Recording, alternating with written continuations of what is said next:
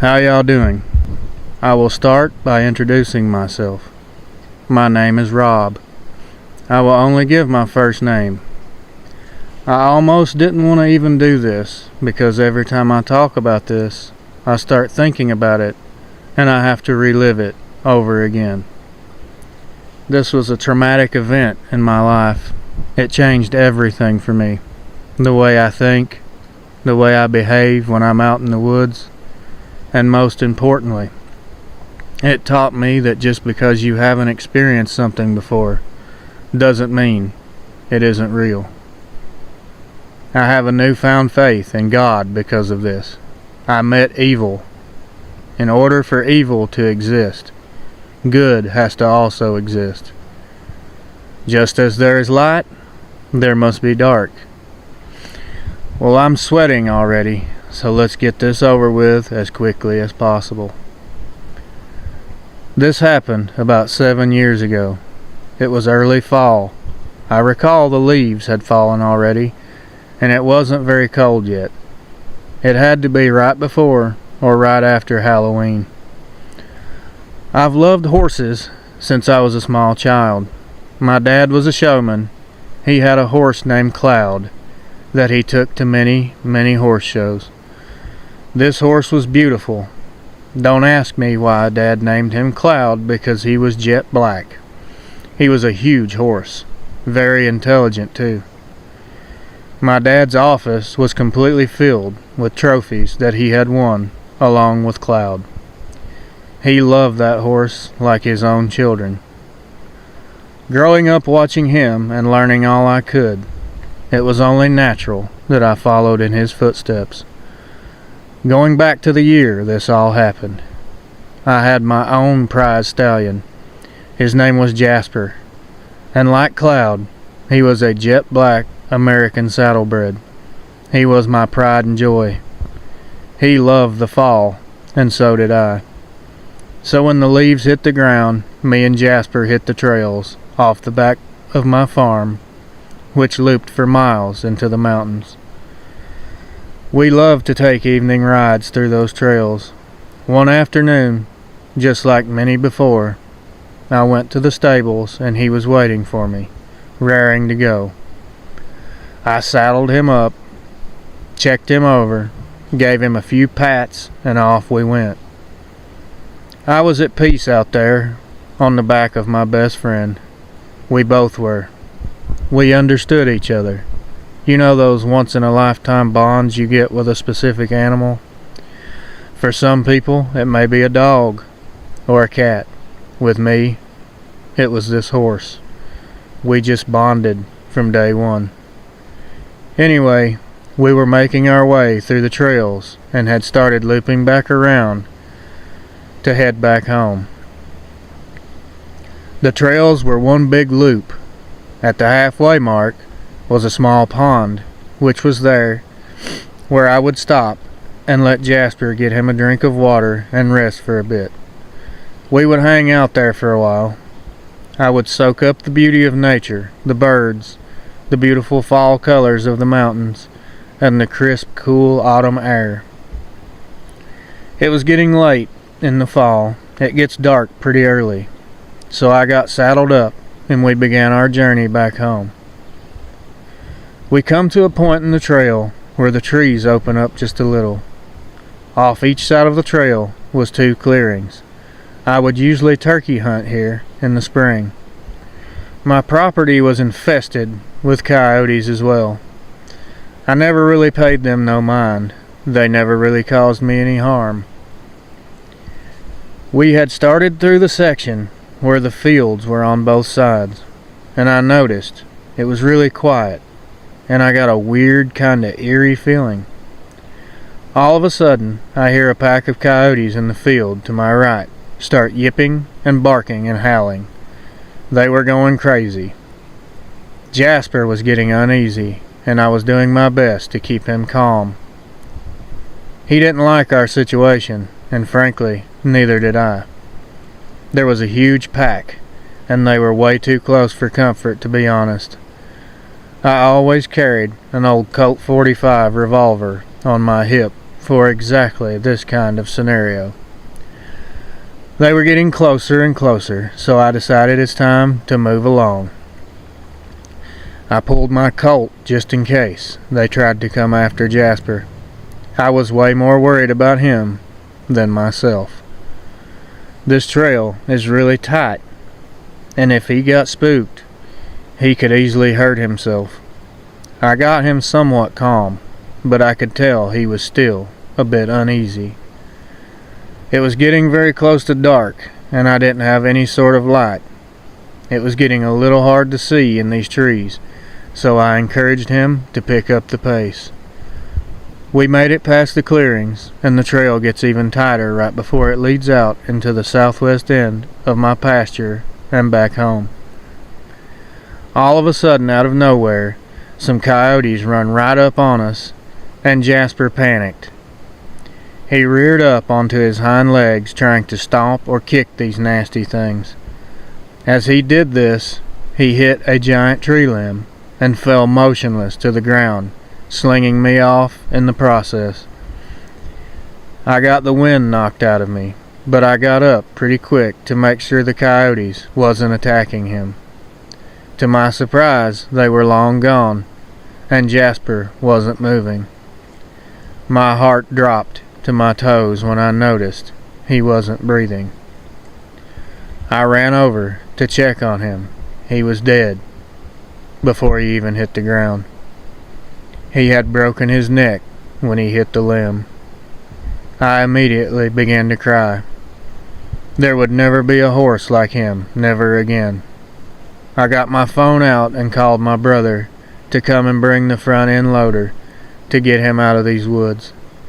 I would die before I would leave his body out here all night for these mangy mutts to eat on him. After I stopped crying, the anger hit. I vowed then and there I would not stop until every coyote on or around my property was either going to be dead or be pushed off the property. This meant war. They had killed my best friend. I stood guard over his body, waiting for my brother to get here with the loader. He lived about 20 minutes away, and he would have to get the tractor from my place and drive it out here, so it would take him probably 45 minutes or so to get out here. I didn't care. I wasn't scared at all. I was filled with rage and my heart was broken. I would have shot anything that moved at that point. About 30 minutes had passed, and he called me and said he was at my place and was walking out to the barn to get the tractor. Then he would head my way. I won't lie. At this point, I was ready to get out of these woods. It's now pitch black, and I'm hearing noises all around me.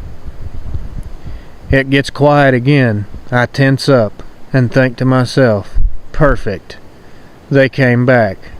Now it's time for revenge. I was ready to fight to the death at this time. All of a sudden, I hear something moving through the leaves off to my left. It was too heavy to be a coyote. I slowed my breathing, nearly holding my breath completely, to try and hear whatever this was stalking me. I was a bit confused. It sounded bipedal. It got closer and closer, and I was thinking, is this my brother? No animals walk on two legs. No sooner than I thought this, I heard in the distance my tractor fired up. This isn't my brother. I cock the hammer back on my Colt, and immediately something begins to growl. It was so deep and guttural that I felt it rattling the ground under my boots. What the hell is out here with me? I get down and kneel over Jasper's back, waiting to hear it move. It just kept growling, no movement at all. I could hear my brother getting closer. I could actually see the lights on the tractor now.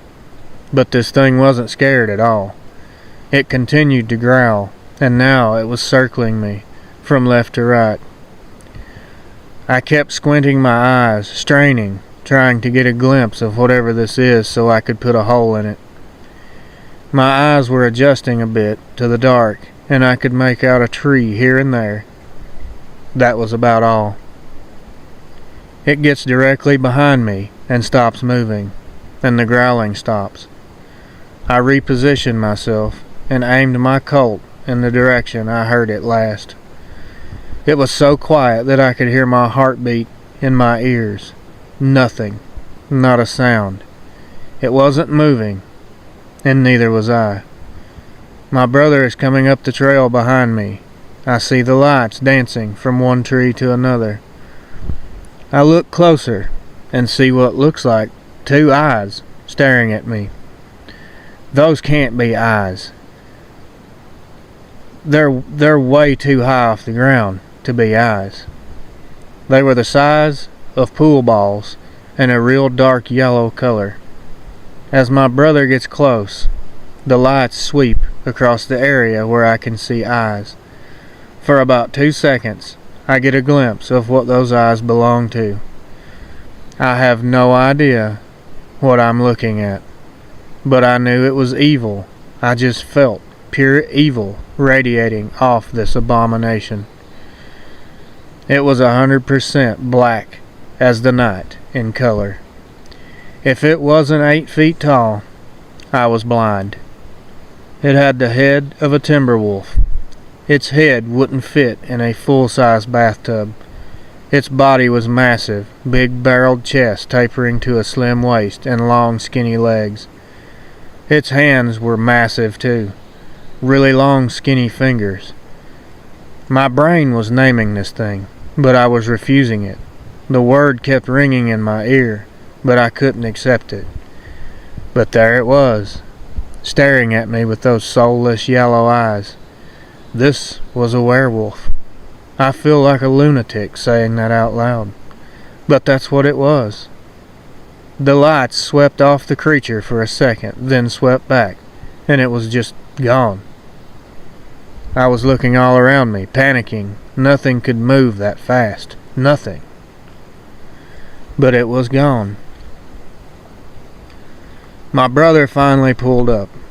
I told him what had happened, but I left the part out where I'm losing my mind and being stalked by an 8-foot werewolf.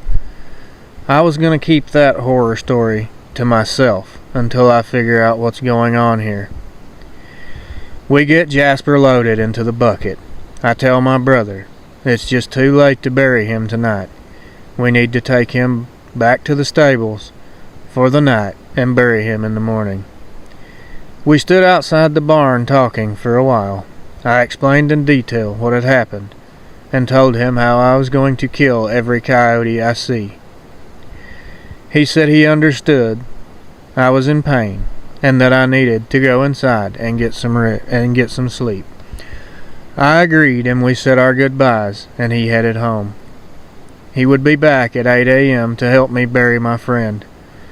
I went inside and got a bottle of bourbon out of the kitchen and headed back out to the stables.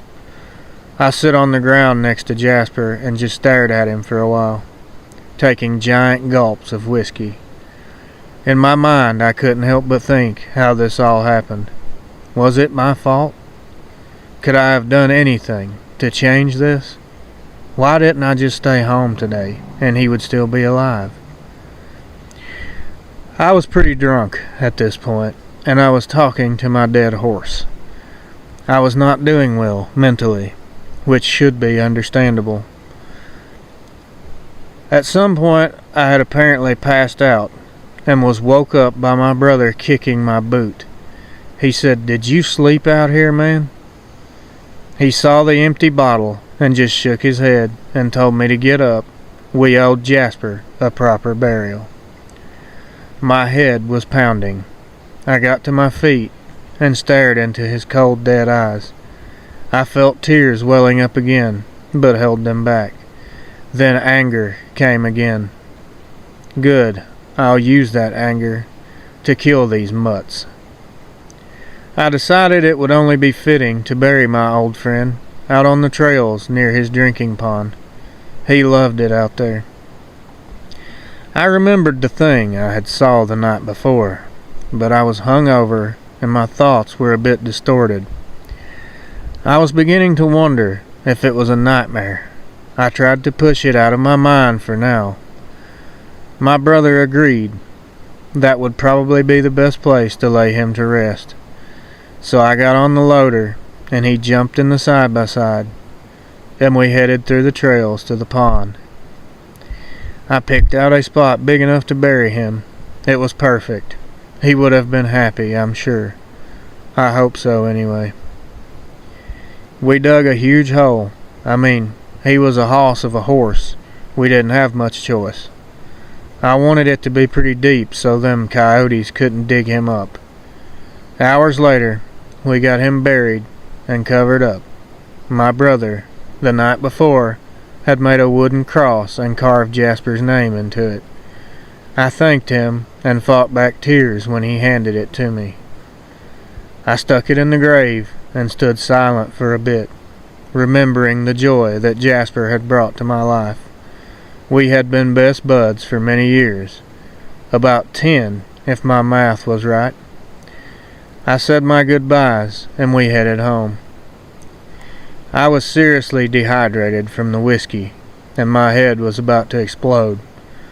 I told my brother I was going to rest for a while and he headed back home. I took some Tylenol and drank some water and went to sleep on the couch. I woke up hours later and it was dusk outside. I got a cup of coffee and headed out to the porch to collect my thoughts and try to come to terms with all that has happened here. It seemed like one big nightmare, like I was going to wake up any minute. But it wasn't a nightmare, and I was already awake. Jasper is gone. I'm broken and alone, and there is a monster straight out of a horror movie lurking around on my property. What did I see out there? Was I just so traumatized that I hallucinated? Did I hit my head when I fell off Jasper? I tried to rationalize what I saw, but I couldn't make sense of it. How is that real? It's impossible, right? A werewolf? I convinced myself I had hit my head and it wasn't real. And I sure wasn't going to tell anyone about it. They would have me committed to the insane asylum. I sat there for a while staring into the pasture, picturing my buddy running around and waiting for me to come out and talk to him. My heart was shattered.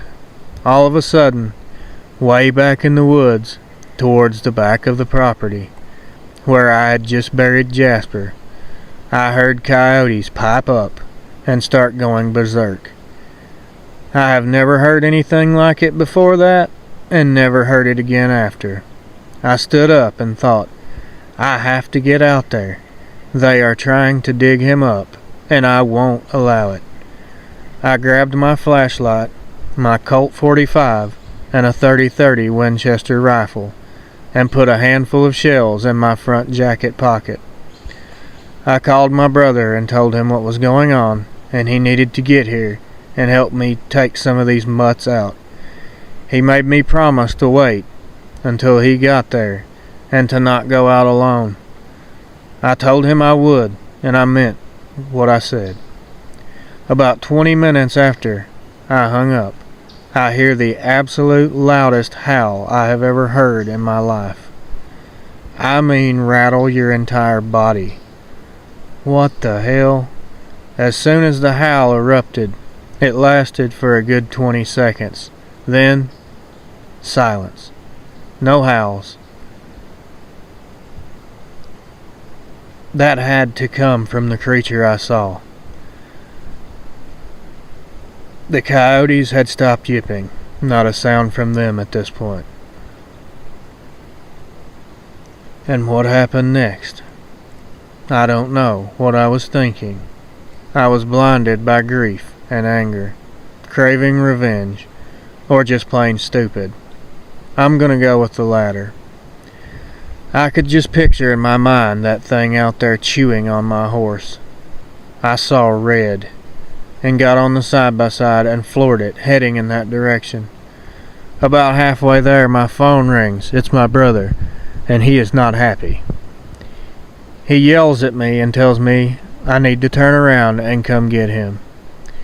I gathered my composure, tried to think rationally, and realized he was right. So I headed back to pick him up. He has an AR-15 and a 10mm Glock. I said, "Damn, son, you got enough firepower?" He gave me the old, "It's better to have it and not need it than to need it and not have it." I guess I had to agree with him. He loaded up, and once again we headed back into the darkness.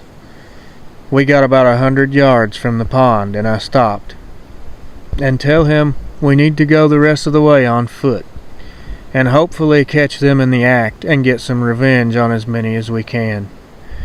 He seemed a bit uneasy with this idea, but he finally agreed. I parked the side-by-side, and we shouldered our weapons and started walking. It was a clear night and a bright moon, so we could see pretty good once our eyes had adjusted. Now this part, I have to give you a warning. Not sure if this is even allowed on your YouTube channel or whatever, but it's pretty gruesome. We walk up to the grave, and we both just dropped our guns and stared in disbelief. I have seen a lot of disturbing things before, but nothing even close to this. There were dead coyotes strewn everywhere. Blood was just sprayed on the ground, on the trees. It was everywhere. There were 11 dead coyotes. We counted them. The worst part, the part that I can't seem to get past, Jasper's grave was completely dug up and his body was gone. A 1,200-pound horse gone. I shined my light, and there on the cross my brother had made was my horse's head. Something killed these coyotes, dug him up, ripped off his head, stuck it on the cross, and carried his body away before we could get out here. Now, I'm not the smartest man around, but I'm not a fool either. You tell me, what kind of animal can do that?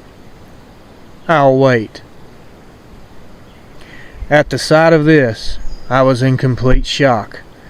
I quickly took his head and reburied it, left the cross there, and told my brother, we have to get out of here. Whatever did this could be watching us right now, and anything with this kind of size and strength, these guns are just gonna piss it off. I just left the coyote carcasses there, and we hauled it back to the house. We just sat on the porch staring at nothing in silence for a long time. I was pondering whether I should tell my brother about what I saw, when out of nowhere he stood up and said, "Come stay at my house tonight. We will come back tomorrow and set some trail cams and see if we can figure this out." After what I just saw, I didn't want to really be here alone anyway. So I agreed, and we rode in silence all the way to his house. He immediately went to bed and told me I better get some sleep. We had a long day tomorrow. I felt like there was something he wasn't telling me. He wasn't acting like himself. I may have slept 4 hours, if I'm lucky. Got up and went to the kitchen to find my brother sitting at the table drinking coffee, putting batteries in a bunch of trail cams. He had 8 in total. I asked him, "Where did you get so many trail cams?"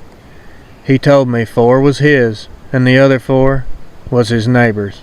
He had borrowed them. After he got the cameras set up and ready, we had a bite to eat and headed back to my place.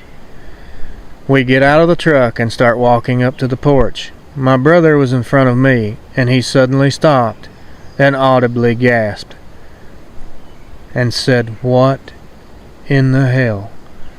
I look around him, and on my front porch is Jasper's severed head, and the cross that was on his grave is splintered into a million pieces. No more grief, no more sadness. Just pure, blind rage at this point. What could do this? Why would anyone or anything do this? Now you understand why I called this thing evil before. My brother turns to me with a serious look and asks me, "Have you ever heard any weird howls out here at night? Have you seen anything weird lately?" I was confused. What do you mean? He proceeds to tell me that his neighbor had been having trouble lately with something killing his livestock, and later it would leave body parts on the front step, just like this. He was hearing strange howls at night, and something walking around outside his house and tapping on the windows. I asked him, did his neighbor ever say if he saw what it was? He said he told him he had saw it out of one of his windows one night, carrying off one of his pigs into the tree line. Carrying a pig? What did he say it was? He looked at me with fear in his eyes and said, "Rob." He said it looked like a werewolf. I thought he was a whack job, but now I'm not sure what to think. I mean, what could do this? I then told him what I had saw the night Jasper died. At first, he acted like he didn't want to believe me. He knew I wasn't one to lie. He asked me, "What are we going to do now?" "We don't know what we're dealing with." I convinced him that we should go set the trail cams out and come back home and call the DNR. He was a bit reluctant to call Fish and Wildlife, but I didn't know what options we had. We needed help here. We had no idea what this thing even was or where it came from. Maybe they had seen this before. He finally agreed. We scattered the trail cams all over my property, and to save on the suspense, we got no pictures of anything. We left them out there for 2 weeks. No deer, no raccoons, no coyotes, no animals at all. That same day that we set them out, when we got back to my house, we called the game warden. An officer came out, and I told him exactly what I just told you, minus the part where I saw an 8-foot-tall werewolf. He told me he had received 3 other calls in the area, having problems just like me in the last month, and that they had an active, open case going now, and they were looking into it. He left me his number and said if I saw or heard anything else to call him. After he left, my brother said, well, he was a big help. There wasn't much else I could do, really. But wait. I'm not gonna lie, I was highly uncomfortable at home after this, especially when nighttime rolled around. A week or so passes with no more weird incidents. Everything seems to have returned to normal. I'm seeing deer grazing in my pasture in the mornings. Animals are roaming the property again. All seems peaceful. I decided to reach out to that officer and see what kind of progress they had made, if any. I didn't get him on the phone that day, but he returned my call the very next morning and informed me that the situation had been dealt with and I wouldn't experience any more problems. He was kind of aggressive, almost combative, wanted me to just forget it and assured me it was dealt with. I started getting a weird feeling, like there was a lot I didn't know here, and I was out of my depth. So I just took his word for it and thanked him, and that was that. I never spoke to him again. I decided to go online and do some research of my own. Dogman, huh? That's the creature that everything keeps leading me to. I don't know if that is what I saw, but the other people that have seen the Dogman sure can describe what I saw very well. There seems to be a big-time government conspiracy with these things. I don't want to get mixed up in anything involving the government. I don't want to come up missing one day. Personally, what I think, Fish and Wildlife officer that came out contacted someone. They came and cleaned up the mess and either killed this thing or captured it. My brother's neighbor's property has gone back to normal as well. So I'm thinking these things have a very large hunting radius. It had to be the same one. God, I hope it was. The thought of more than one of these things being out here has given me nightmares for years, and a whole new level of being afraid of the dark. I can only speculate what I think happened, but what do you think? Seems a bit odd how all this happened so close together, and then it just stops after I contact DNR. I don't know about you, but I stopped believing in Santa Claus and the Easter Bunny a long time ago. Something really weird is going on in these mountains, and someone, somewhere, knows about it. That's my take on all of this. I heard about your channel from my niece. Apparently a boy at her school knew you somehow, and they were talking about this, and he said I should talk to you. So here we are, and I did. That's what happened, and I'll probably never speak of this again after today. I don't know what scares me more, the creature or the government. Either one is equally able to make you disappear. I think it's very brave and noble what you're doing, posting people's encounters and spreading truth. I just don't think it's very wise. You are playing with fire, kid. I hope I'm just a crazy old guy and none of this is true. But you know what the old timers say. If it has feathers and quacks like a duck, guess what? It's a duck. That's the end of my story. This is where I take my exit. Best of luck with your internet project, son. Take care and be careful what you say and who you say it to. I'm sure they monitor things like this. Thanks for listening. My name is Brian. I'm 39 years old, and I moved here from Ohio when I was 14. My dad got a job opportunity here that was apparently too good to pass up. So we packed up, and here we are, decades later. And honestly, we all love it here. I have to go back to 2015. It was around the beginning of April. I remember because I'm a big-time bass fisherman. Me and my buddy Aaron were planning to get out of work on Friday and hook up the boat and hit the water as fast as we could. We only had a few hours to fish before it got dark. We had a small aluminum John boat with 2 small trolling motors, but it got the job done. We had heard from a co-worker about a really good fishing spot and wanted to check it out. Anyone who is listening and they love to fish, they get it. Anyway, everything is going smooth. We get to the spot. It's a small lake surrounded by steep rock cliffs, and in the backside of the lake there was a small creek that fed into it. That's where we wanted to fish. We got the boat in the water at around 5:30 or 6 p.m., which didn't give us much time until it would be dark. It took us 10 to 15 minutes just to make it back there. Our little boat wasn't very fast. We reached the creek, and to our surprise, the water levels were a bit high, and we were ecstatic.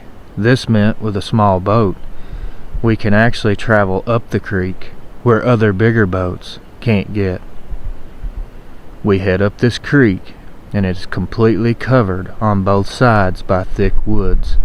I mean thick, thick woods. About 50 yards in, I notice a huge temperature drop, and the trees darkened everything around us. At the same time, we both looked at each other. I said, "Dude, it is kind of weird back here. I kind of feel like someone is watching us."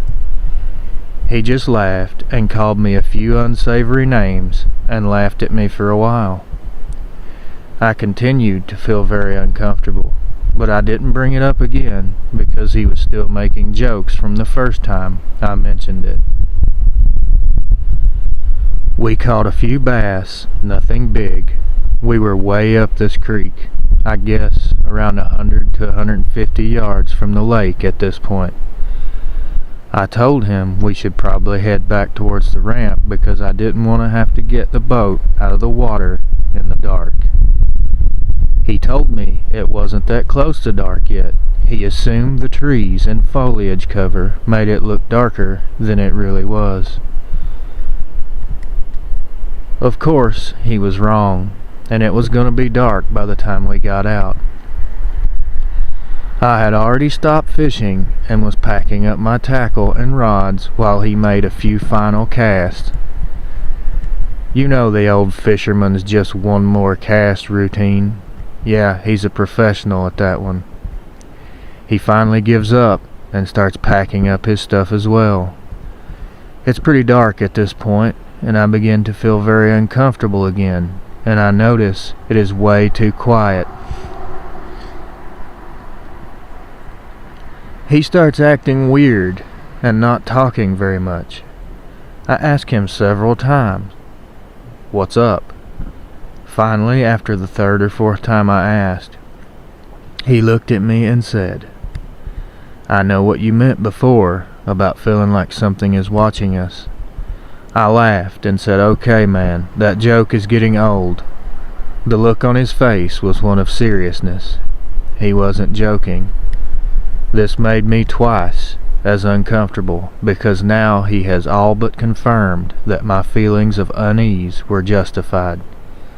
We both felt this at the same time, so something is off here, and we knew it. I was being rational and saying it's probably nothing. We're just feeling weird because of what I said earlier, and now our imaginations have kicked into overdrive. We both laughed, and he agreed. So we start trolling back down the creek, headed for the lake, then back to the ramp. One side of this creek is like a swampy flat area thick with trees. On our left side, it's also thick with trees, but literally the side of a steep mountain.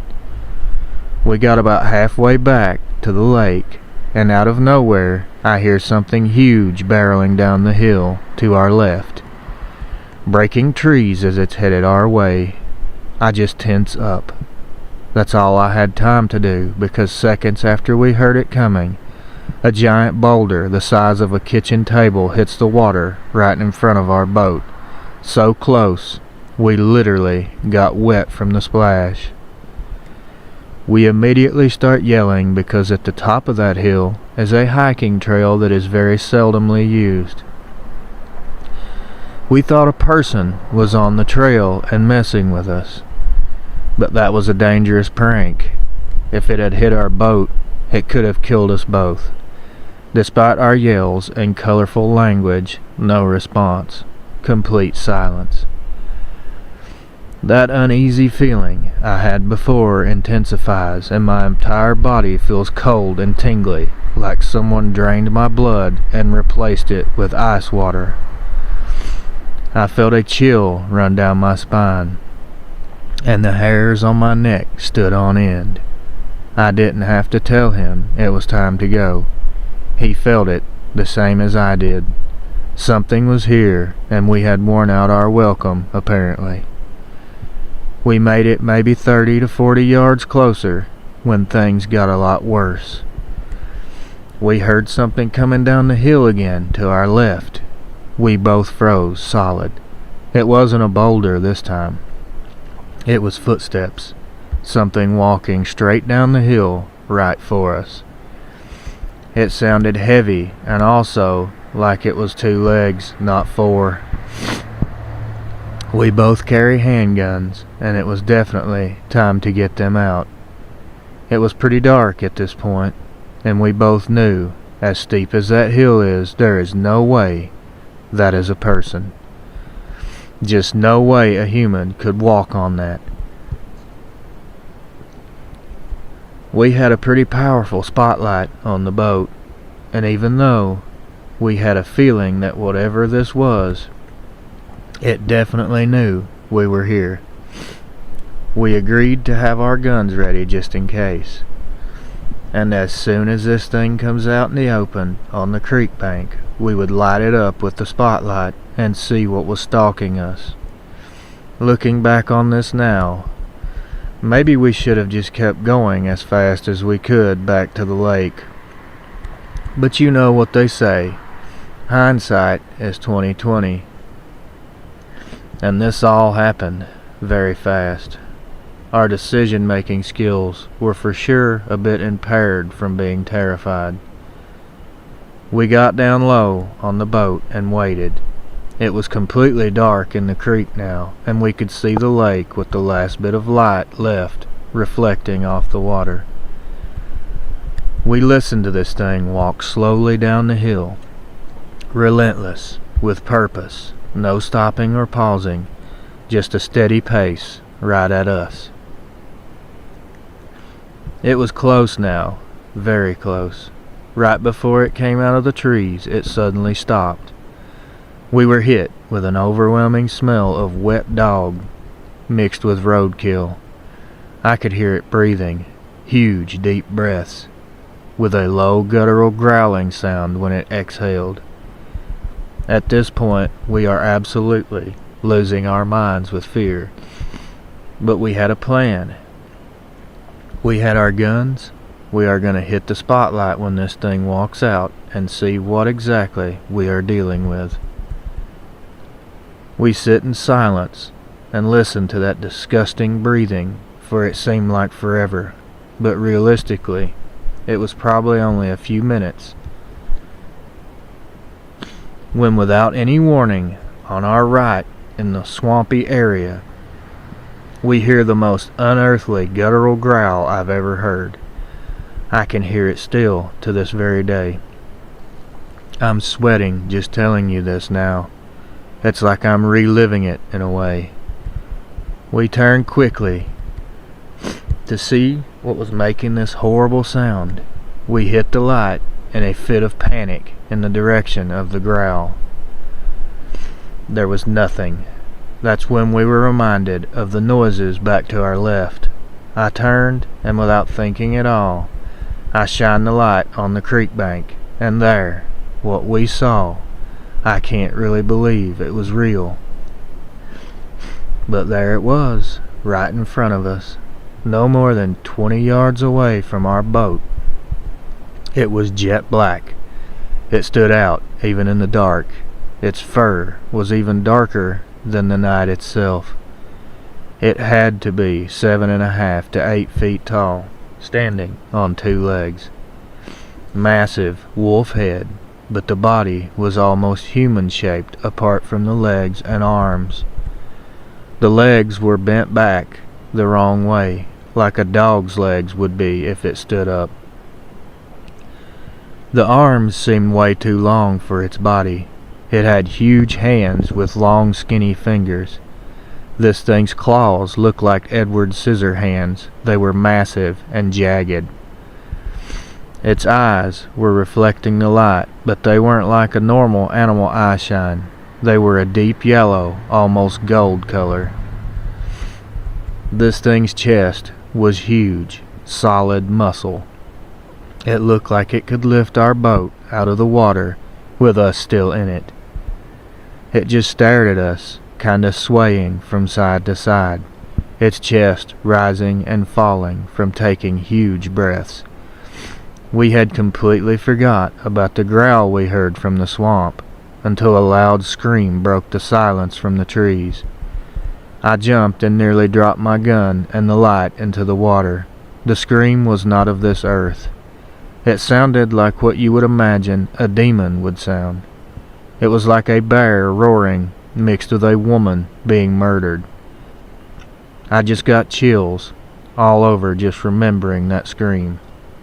As we turned to face the marsh where the scream had came from, we heard a big splash in the water. We turned back around and shined the light. To our horror, This thing was gone. It had jumped into the water. I can't remember all of what happened after that. It's a blur. What I do remember is we had both trolling motors cranked. He was up front, I was on the back motor, holding the light, frantically shining it all around us, waiting for this thing to just grab our boat. We get to the mouth of the creek, back to the edge of the lake, and I shine my light back in the creek. And right where our boat was sitting before, this thing was there, staring at me with those eyes. They were literally the size of ping pong balls. It was either standing or treading water. I don't know how deep it was there, so it could have been standing for all I know. I held the light on it as we trolled away towards the boat ramp. It never attempted to come after us. I saw it turn and head back out of the water and back up the hill out of sight. We got to the ramp and loaded the boat as quickly as we could. I have never been even close to that scared, ever. I held the light and my gun while he loaded the boat, listening intently for any sounds whatsoever. We got in the truck and was driving away. As we were about to turn onto the highway, we had to pass the trailhead that led down to where this thing originally came from. The headlights lit up the trailhead, there, hidden in the darkness of the trees, those damn yellow eyes just watching us as we drove away. We never went anywhere near this lake again after that night. We both agreed to never tell anyone what happened for fear of being locked up in the psych ward. I mean, really, who is going to believe we saw a Dogman? When I researched what we saw, I didn't understand why it's called Dogman. Looked more like Wolfman to me. Let's just be honest with ourselves and call it by its familiar name. Werewolf, 'cause that is what I saw, a werewolf. I never believed in things like this. I had heard old tales of Bigfoot and never thought about it at all. Never once crossed my mind. I am sure of one thing, though. This creature meant us harm. I have zero doubts. Had we not moved our boat, it would have been right on top of us. It had an aura about it. It just radiated pure evil.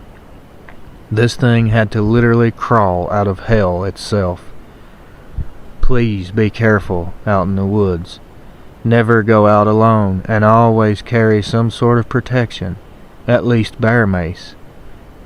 You meet one of these out there alone, and you will be the next case in the 411 documentaries.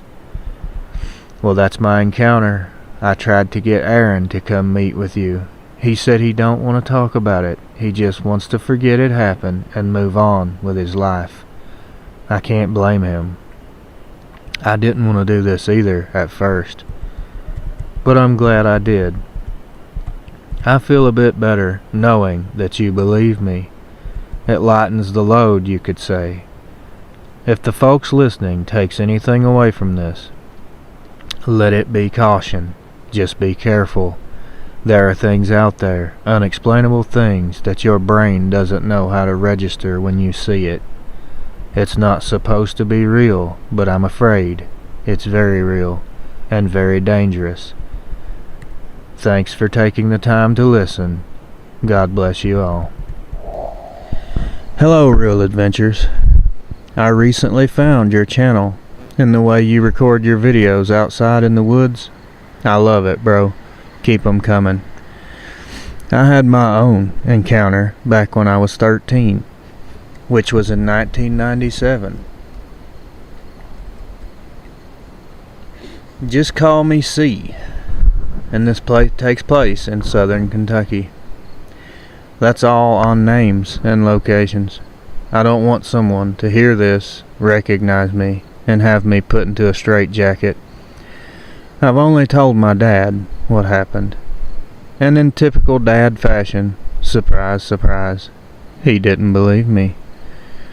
After that, I refused to tell anyone else, for fear of being ridiculed and laughed at.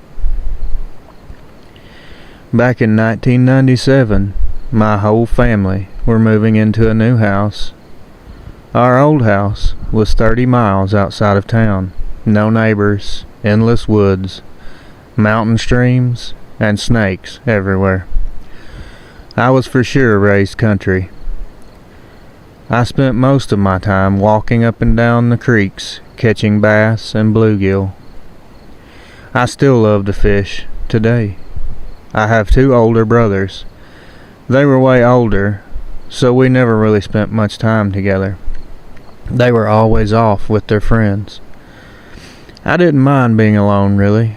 It was very peaceful there. The house was so far out in the boonies that you drive on a dirt road for about 8 miles to get there. Now we had been planning to move closer to town, due to the distance, to civilization. The winters there were absolutely brutal. If you didn't have what you need, and a winter storm hits, you're basically screwed. My parents found a nice place about 5 minutes out of town. I wasn't used to the whole burbs setting. Neighbors everywhere, kids everywhere, people, dogs crapping on your lawn. At least I'd be able to find kids my age to make friends with. Back to how the encounter happened.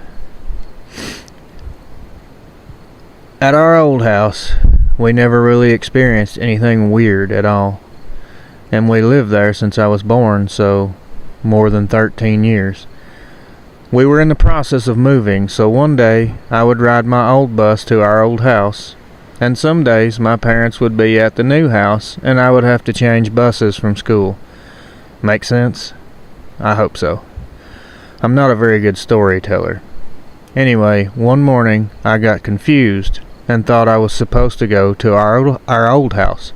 Spoiler alert, I wasn't. But I was a kid. Kids mess up. I messed up a lot, actually. Like I said before, our old house is about 30 miles into the middle of nowhere. I take my bus home, hop off, and immediately realize I have made a terrible mistake. No one is here, and the bus driver has already left before I realize what's happened. I'm stuck here, alone, 30 miles from anyone, no cell phones or texting at this time. The house is locked, so I can't get in. The only refuge I have is a tree house my dad had built me. This was the Taj Mahal of tree houses, man. It had electricity, sliding windows. He even put carpet in this thing. You had to climb underneath up the base of the tree to the floor of the tree house and go in through a trap door. It was in the fall when this happened, so it was a little chilly. Luckily I had warm clothes and a jacket, and I had my cozy tree house as well. By the time my parents realized what had happened, it was late in the evening, probably 4 or 4:30. And in there, in those mountains, it got dark pretty early. It would take them at least 45 minutes to even get there to pick me up. The sun was starting to drop, and I was getting really uneasy. I didn't want to be here alone when it gets dark. I'm just staring out of my treehouse window, waiting to see my dad's car coming. Not one single car passed the house that day. That's how secluded we were. It was dusk, and the sun was pretty much gone behind the mountains. I was staring out the front window, which faced our backyard. I saw something lurking around the house, but it was pretty far away, so I couldn't really make it out. It was black, and it was pretty big. That's about all I could see. I kept watching it as it lurked around the back of the house. It was behaving very strange. Its movements were not normal, not like any other animal. I wasn't really scared of whatever this was. I felt pretty safe up in the treehouse. Nothing could get me up there, or so I thought. All of a sudden, this thing gets to the side of the house. at the kitchen window, and it freaking stood up on 2 legs and stared into the window. My heart started pounding, and I couldn't breathe. As I watched in horror, it continued to walk around on 2 legs. It walked onto the front porch and began sniffing the air. In a split second, it snapped its head straight in my direction.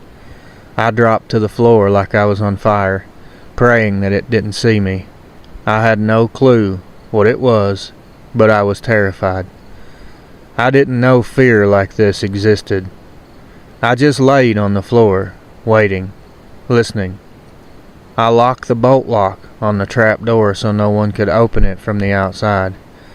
After a few long minutes, I built up the courage to peek out the window and see where it was. It was gone. Nothing. I saw nothing. Everything was normal. I was still uneasy, but I wasn't about to have a heart attack like before. I tried to calm myself down and tell myself it was just a misidentification. It was a coyote. It had to be. Maybe it was wounded or something, and it had to learn to walk like that sometimes. I don't know. This sounds silly now, but I was a 13-year-old kid at the time. About 5 to 10 minutes passed, and nothing. It was quiet. So I sit on my beanbag chair and began to read a comic book. I began to hear something walking around underneath the treehouse. My brain went into full red alert meltdown mode. I laid down on my back over top of the trap door and was as quiet as possible. It reaches the base of the tree where the ladder leads up, and I can hear this thing breathing, big, heavy, deep breaths. This animal had to be huge. Then I hear it start sniffing like a dog. I hear the ladder start to creak under pressure. This thing is climbing up the ladder. It's only 15 feet from the ground to the base of my treehouse. I feel something push on the door, but my weight and the bolt lock won't allow it to move very much. Silence again. Nothing but this thing breathing. Without warning, it bangs on the door violently, literally lifting me up off the floor. I began crying and screaming for it to go away and leave me alone. After about 3 or 4 attempts to bust in, it stops. I hear it climb back down, and the walking and breathing stops. I lay there for about 15 minutes without moving. I slowly get up and look out the window and down onto the grass. Remember, I'm over 15 feet up in this treehouse. When I look out, standing on 2 legs about 20 feet away, was a creature that should not be real. It had to be at least 7 feet tall, maybe bigger. It was a dark gray color. It looked like the werewolf from the movie Silver Bullet. That's what my kid brain came up with. It was staring straight up into the window, right at me. Its eyes were the strangest, bright orange color. I've never saw eyes that color before, and to this day, I don't know of any animal like this. It was kinda swaying back and forth, staring at me. I could literally see drool dripping from its mouth. Then it starts to growl. Its growl was shaking the glass in the window. I could feel it in my chest. This thing charges at the base of the tree, way faster than something that big should be able to move. It slams into the base of the tree and shakes the whole tree, treehouse and all. It does this 3 or 4 times, and on the last time it hit so hard that the glass actually broke in my window. About that time I hear gravel popping on the road. Thankfully it was my parents. They pulled in and began yelling my name. I didn't dare move. I just started screaming. There's a giant werewolf out here trying to kill me. I refused to climb down until I saw my dad standing below. He was angry that I took the wrong bus, but they were relieved that I was okay. My mom was in a panic. which, now that I have kids of my own, I can understand why they would be so worried. I told my dad what happened. He doesn't believe me. After this, I was not allowed to watch scary movies or read horror comics. I never told anyone else until now. We finally got all our stuff moved into the new house, and my parents still live there to this day. Nothing else ever happened to me after that. I go hiking, hunting, fishing, camping. I spend a lot of hours in the woods. I guess I was just at the wrong place at the wrong time. Now I know it wasn't the one-eyed preacher werewolf from the movie Silver Bullet. It was a Dogman. I have zero doubts about what I saw. I don't care who believes me anymore, really. I've bottled this up for years, and I just need to get it out. I saw a Dogman. They are real. They are huge. And I don't know if they're all the same temperament, but this one I saw, yeah, he wasn't wanting to come up and hang out to read comics. That thing wanted me dead. And if it could have had more time, it would have eventually got into that treehouse, and I wouldn't be typing this now. That's my encounter. Hope you can use it. People, be careful out there. This thing just showed up out of nowhere without rhyme or reason. Thanks for listening. I look forward to your next upload. Keep it going. Keep spreading the truth. Talk to you soon. See. Hello, Real Adventures. My name is Jeremy, and I'm from Paducah, Kentucky. I'm 33 years old, and I've lived here my entire life. Growing up, I remember hearing tales of Bigfoot around campfires here and there. But these other cryptids like Dogman and Skinwalkers, these are things that I was unaware of at all, let alone knew something like that could be real. Hell, I never believed the Bigfoot stories either. I just assumed it was adults just trying to scare kids with tales of giant hairy men in the woods.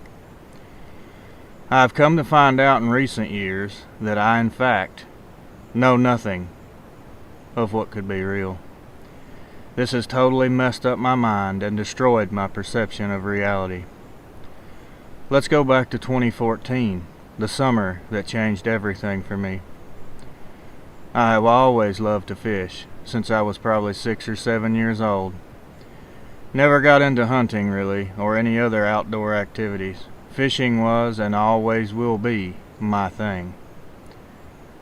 Although after what I'm about to tell you happened, it has made me very aware of my surroundings, and I'm constantly on edge when I'm out in nature.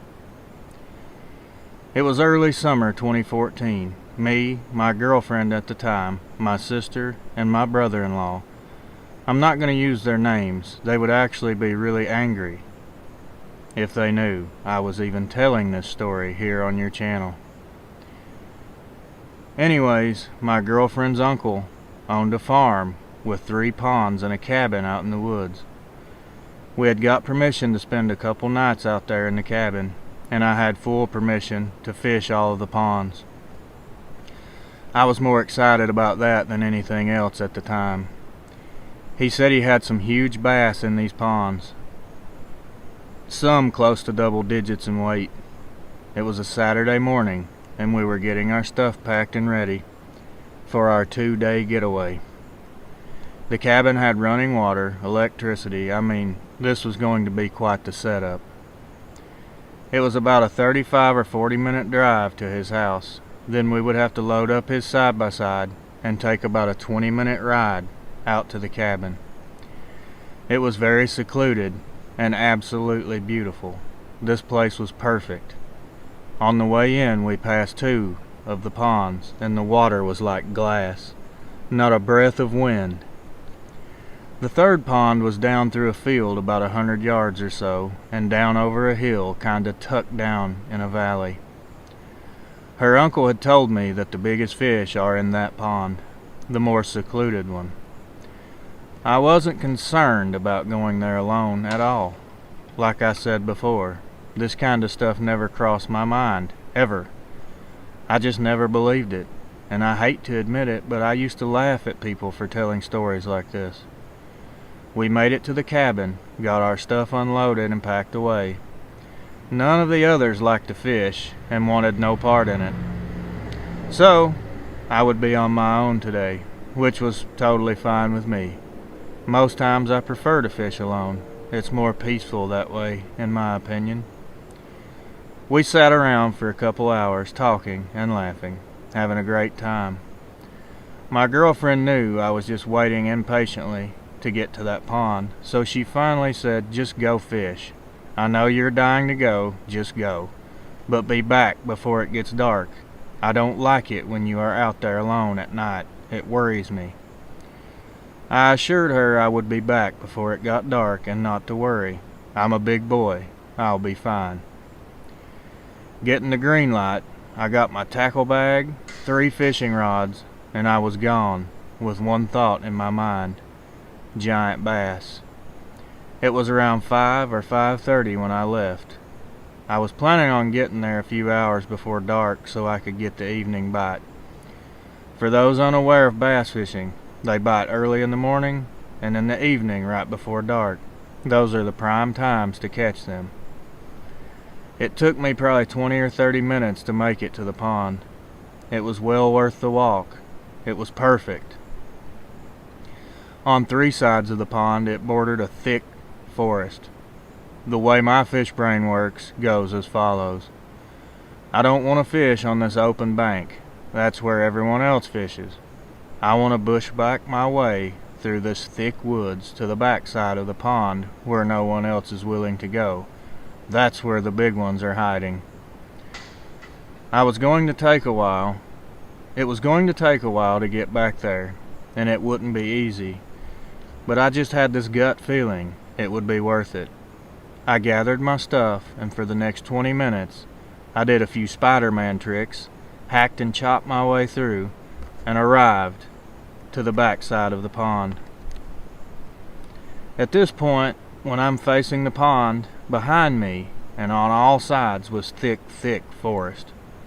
It was very steep behind me as well, and all the way up to a ridge top that the face was completely vertical and covered with rocks and overhangs. It was really pretty, but in the midst of the rock overhangs I saw a small cave, and for some reason that I couldn't explain at the time, it gave me really bad vibes and made me kinda nervous. I quickly brushed these emotions aside and went right back to fishing mode. I caught quite a few fish over the next hour or so, but nothing over 3 pounds, and I wanted that big bucket mouth, that 5 or 6 pounder. So I kept fishing. This next part will only make sense to other bass fishermen. I knew it was getting dark, and I also knew I should leave and head back to the cabin. But in the bass fishing community there is this dreaded thing that we call one more cast syndrome. Just one more cast. And 30 minutes later, and 30 casts, it's dark, and I realized the predicament I had got myself into. All I had for light was my cell phone, and back in 2014 the phone flashlights were pretty trash. So I knew the trek back was going to be a nightmare. As I'm gathering my stuff to leave, I hear rocks falling off the ridge and rolling down towards me. I think maybe a small animal, or a bird possibly. So I go back to putting my baits back in my backpack. I hear more movement, coming from the direction of that eerie cave. At this point I'm getting nervous, and I didn't care what kind of animal this was. All I knew is my entire body was screaming at me that I'm in danger, and it's time to go.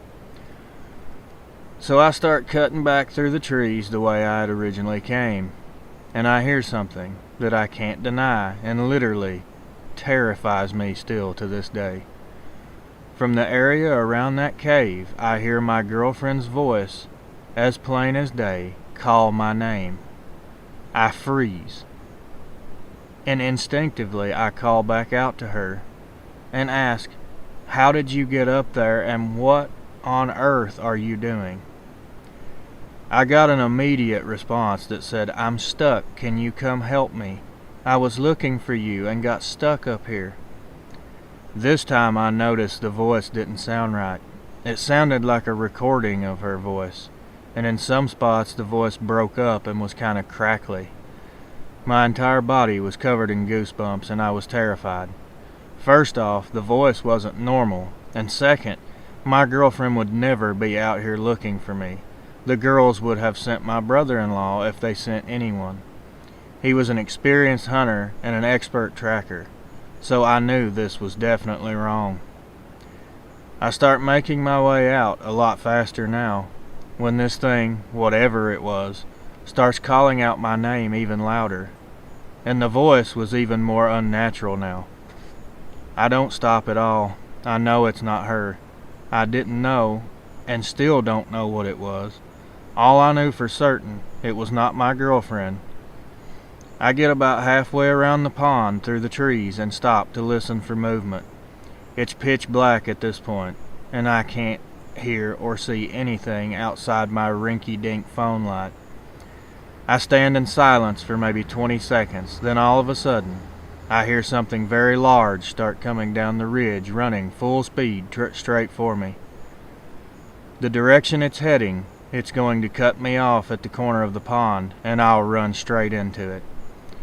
I made a quick decision and dove straight into the water. I left my backpack and all of my fishing rods behind. I swam for my life. I kept looking back to see if it was going to follow me into the water. It didn't.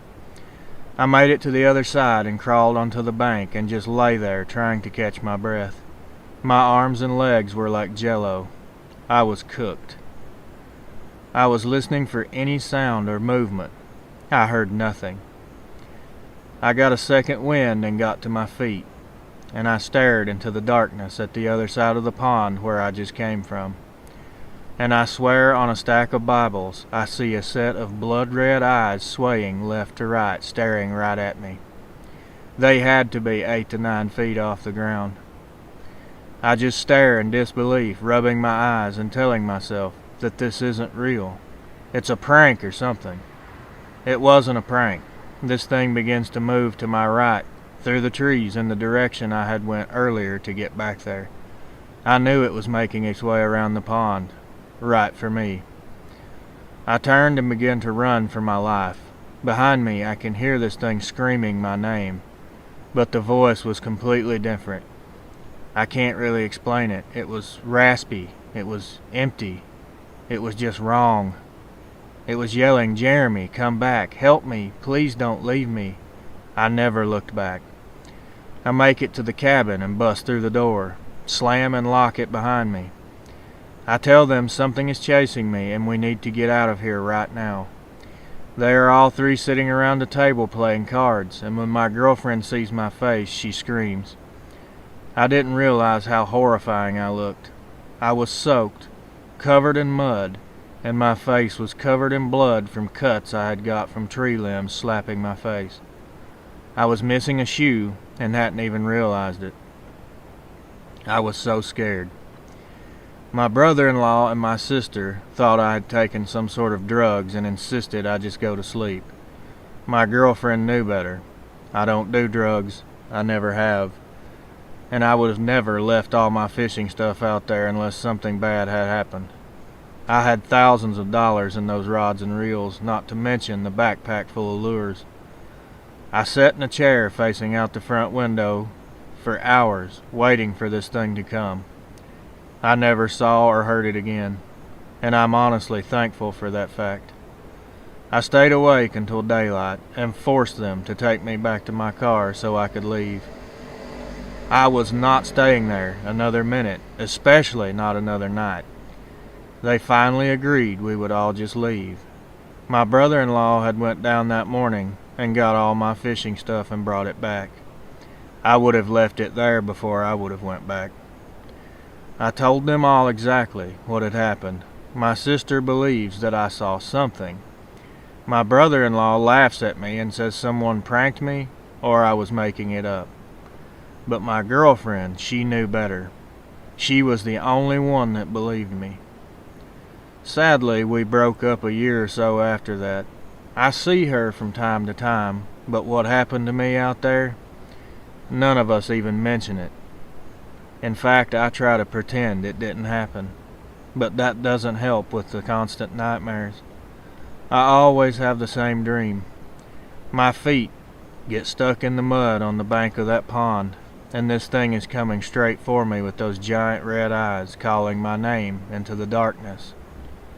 In my dream, before it gets all the way to me, I wake up. That's another thing I'm thankful for. I don't know what this thing was. And on one hand, I don't want to know.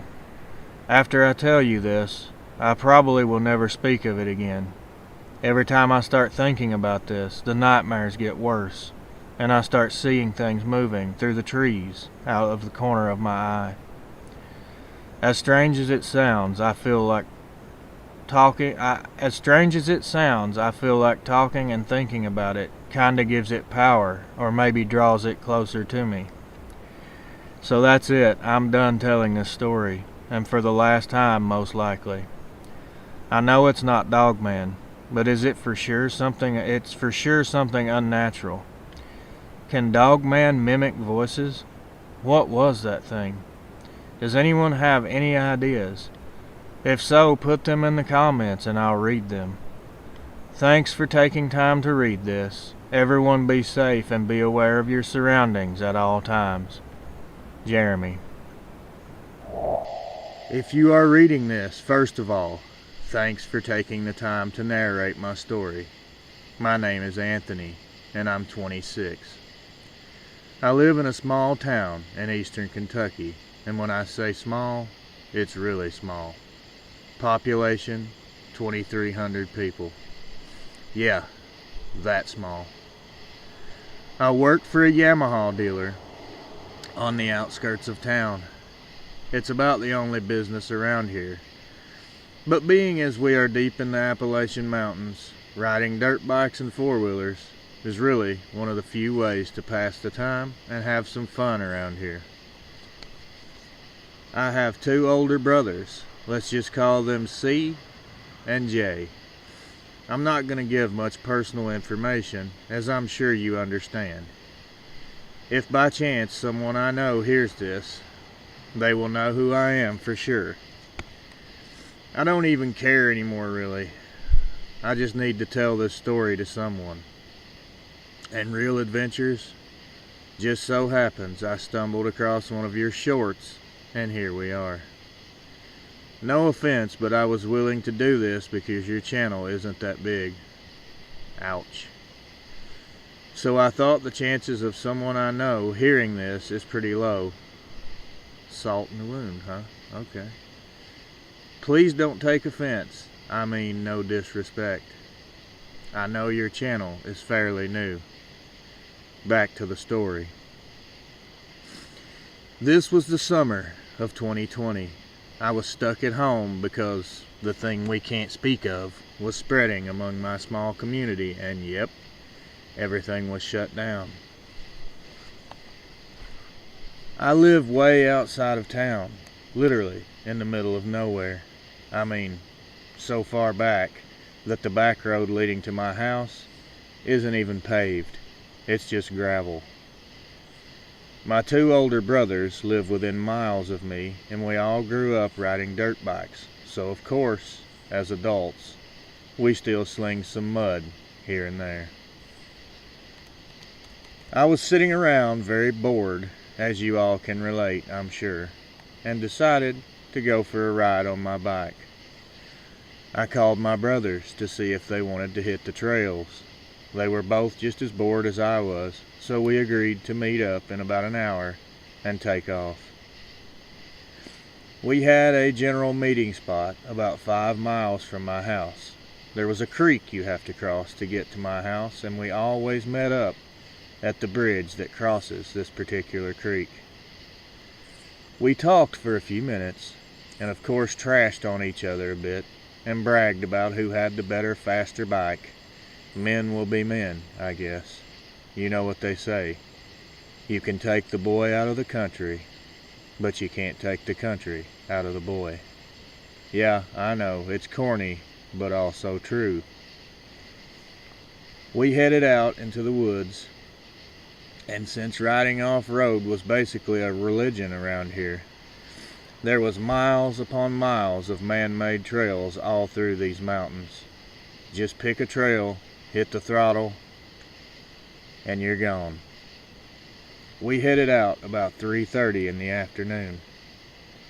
As I said before, we had been riding since we were like 9 or 10 years old. So there isn't one trail out there we don't know like the back of our hands. Now, one interesting detail I need to mention. On one of our favorite trails, there is an old abandoned house just out in the middle of the woods.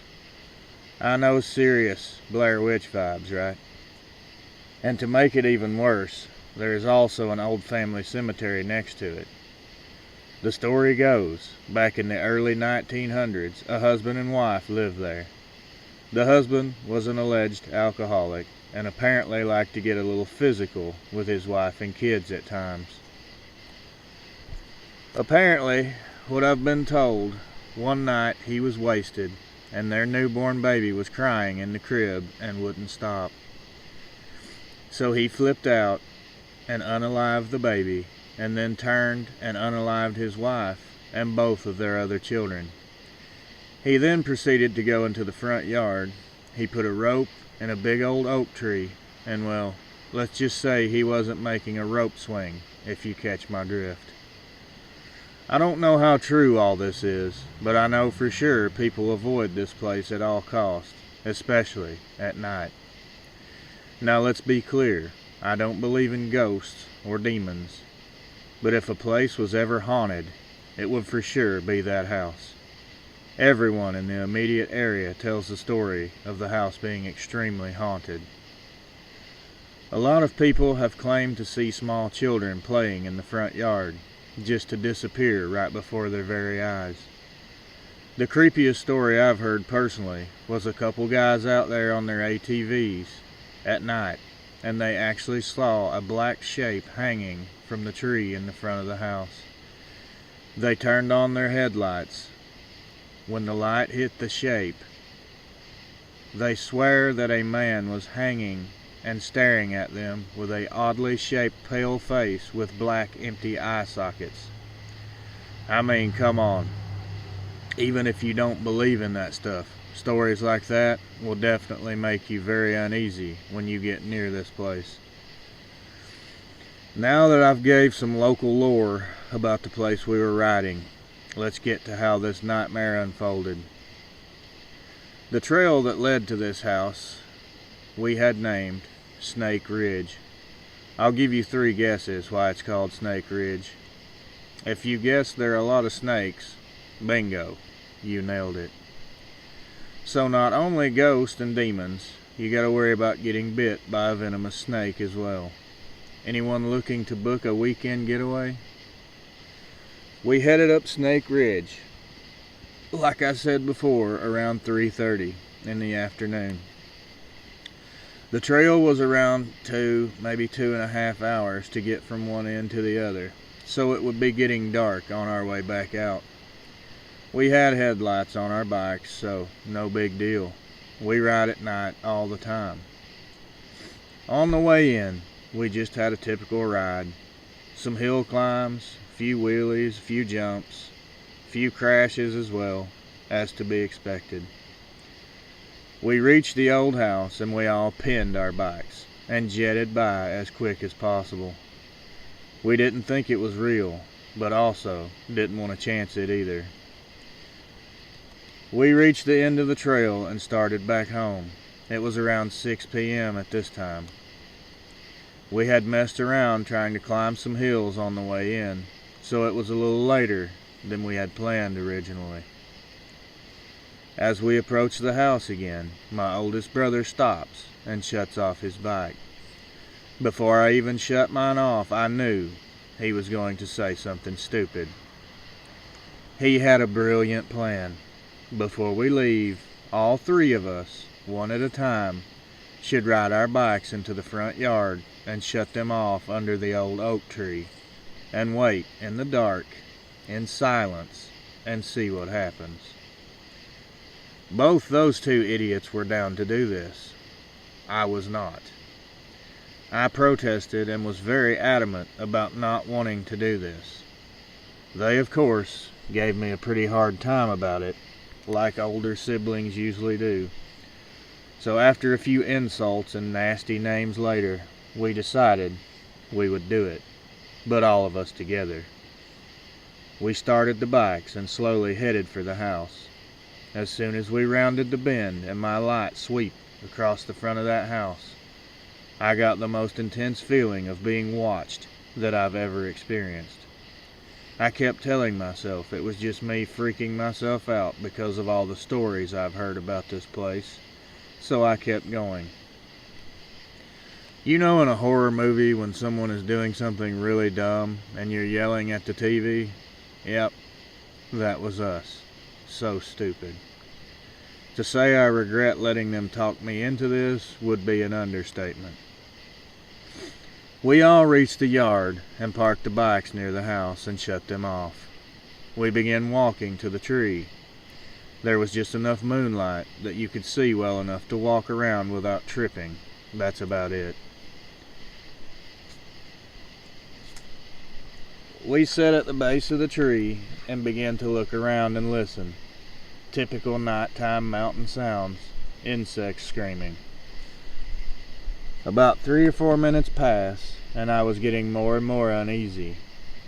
I could tell they were as well, because they had been laughing at me and making jokes, but now they were silent as well. All of a sudden, the insects just stopped making sounds. They just shut down completely.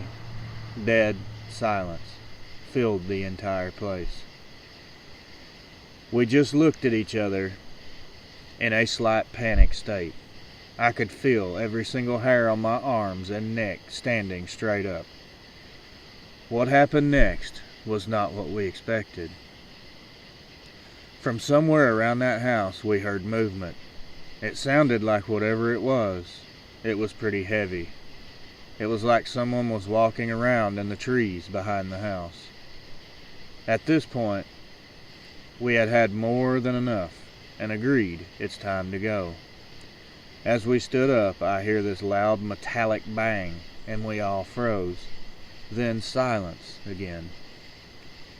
We headed straight for the bikes, but about halfway there, near the front of the house, the most angry, violent, malevolent growl I've ever heard shook my entire body. We freaked out and put our backs together, forming a circle, because we thought we were about to be attacked by a black bear or some other animal.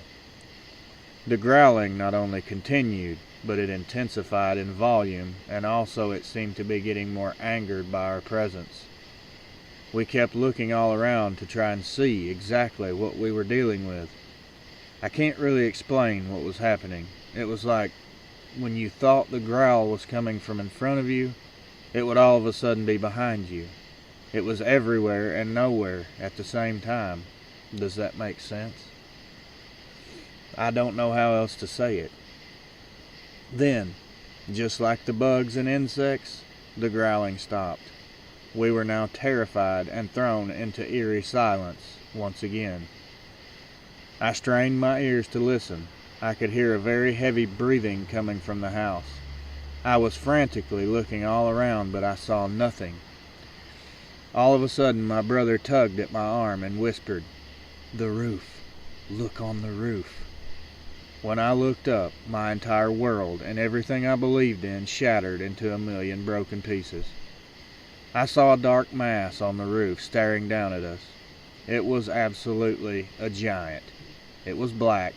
I mean blacker than black. It was so black that it stood out in the dark. It was standing on 2 legs with long, gangly, skinny arms hanging down past its knees. It looked almost like if a male lion stood on 2 legs. That's how big it was. It also had a mane. Not quite as big as a lion's, but you could clearly see the outline. It was rocking from side to side while watching us. I could hear the breathing, and the growling was starting again. My older brother whispered, I don't know if this is a joke or what the hell that is, but we have to get out of here. On 3, run for the bikes, and don't let off the gas until we are back to the main road."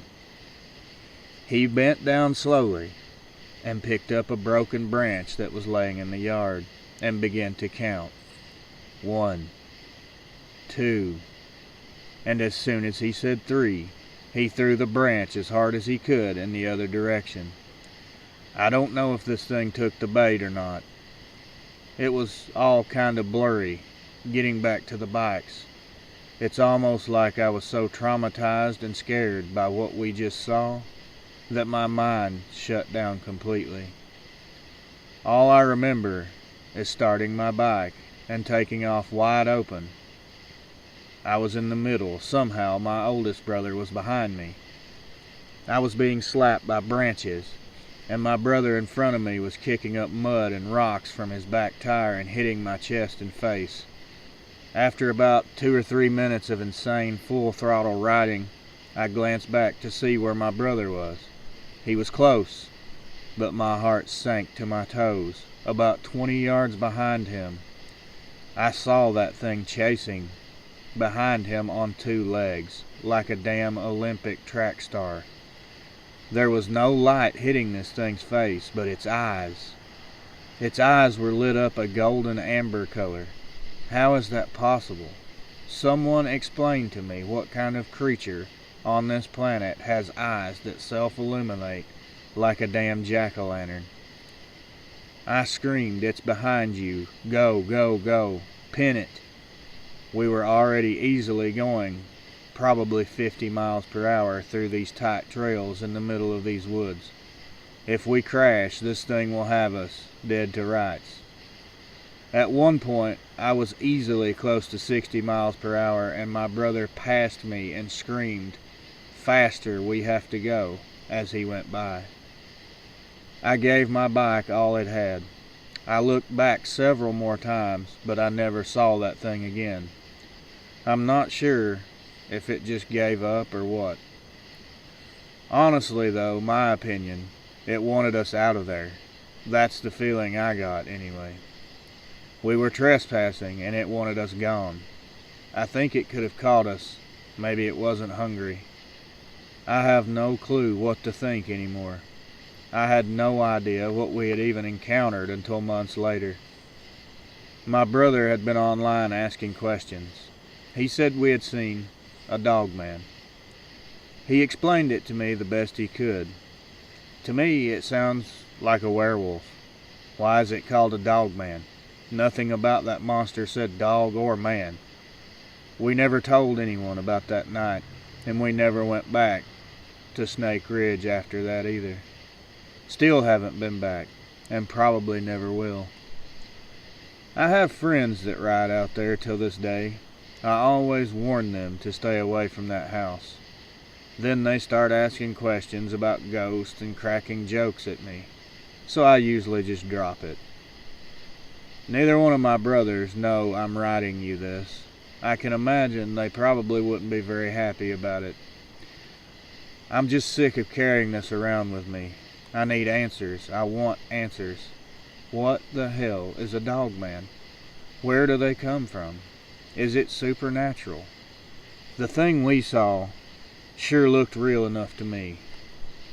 I have nightmares occasionally that I'm back at that house again, alone, and this thing is just staring at me from the roof with those golden yellow eyes. Does anyone have any info, any answers, something to ease my mind? I can't even go into the woods anymore without thinking about it. It's kind of ruined my life, to be honest. Well, that's my encounter with the Dogman. I pray, if you're listening to my story, that you never see one of these things, because if you do, it will destroy your mind. Thanks for your time. Thanks for reading this. And thanks to the ones that listen to my story. Stay safe out there. Be careful, people. There are strange things roaming around in these hills. Anthony. Real Adventures. I finally decided to go ahead and type out what happened to me when I was a kid. My name is Jay, and I live outside of Salyersville, Kentucky, born and raised. To anyone who has never been here, which is probably most, if not all of the people hearing this, it's a very small place with very little to occupy yourself, especially when you're a kid. So growing up, me and all my buddies had to come up with ways to entertain ourselves. We didn't have iPhones and tablets. We lived outdoors, from sun up till sundown. We were out in the woods. The mountains of Kentucky was always a magical place for us as kids. We would find hidden caves to explore, hidden streams in the middle of the woods to fish and also swim in. I wouldn't trade my childhood memories for anything. But after this particular night, I would never feel safe in the woods again. Even today, I'm very uneasy out there. It was the summer of 2008. Me and 4 of my friends that live close by were having us a grand old time. We had been out fishing in a creek we discovered out in the woods pretty much all day. We decided to go ride our bikes around the numerous back roads, and we happened upon 3 local girls around our age. Of course, at our age, we were all girl crazy, so we all decided we would go to my friend's house, all of us, and play some flashlight tag. If you've never heard of it, it's basically tag, but with a flashlight. The person that's it has the flashlight. Everyone else goes into the woods and hides. When they shine the light on you, you're out, and you have to go back to the yard and wait for everyone else to be found. First person found is it in the next round. Pretty simple, but fun for us. It was getting close to being dark anyway, so it was a perfect chance for us to be alone with a girl. Yeah, I know. We were young boys, what do you expect? We made it to his house, and by this time it wasn't completely dark yet, but dark enough to start playing. There was 8 of us in total now, so we agreed beforehand that there would be boundaries on where we could hide and how far away we could go. We all agreed to the boundaries that had been set and began to argue over who was going to be it first. The oldest of my friends, Bobby, he agreed to do it to stop all the arguing amongst us. I knew my friend's woods behind his house really well, and I already had a good idea where I was going to go. Usually, I had the best hiding spots, and I was always found last. About 50 yards back into the woods, there was a small clearing, and on the edge of that clearing was a giant oak tree that we all used to climb. That's where I was going to hide, up in that tree as high as I could get. It was nearly dark. We had just enough light left to get to our hiding places, so we all scattered. No one else went in the direction I did. I was glad at the time. Other people close to you either get you spotted or narc you out as soon as they are found, so this worked for me. By the time I reached the clearing, it was completely dark.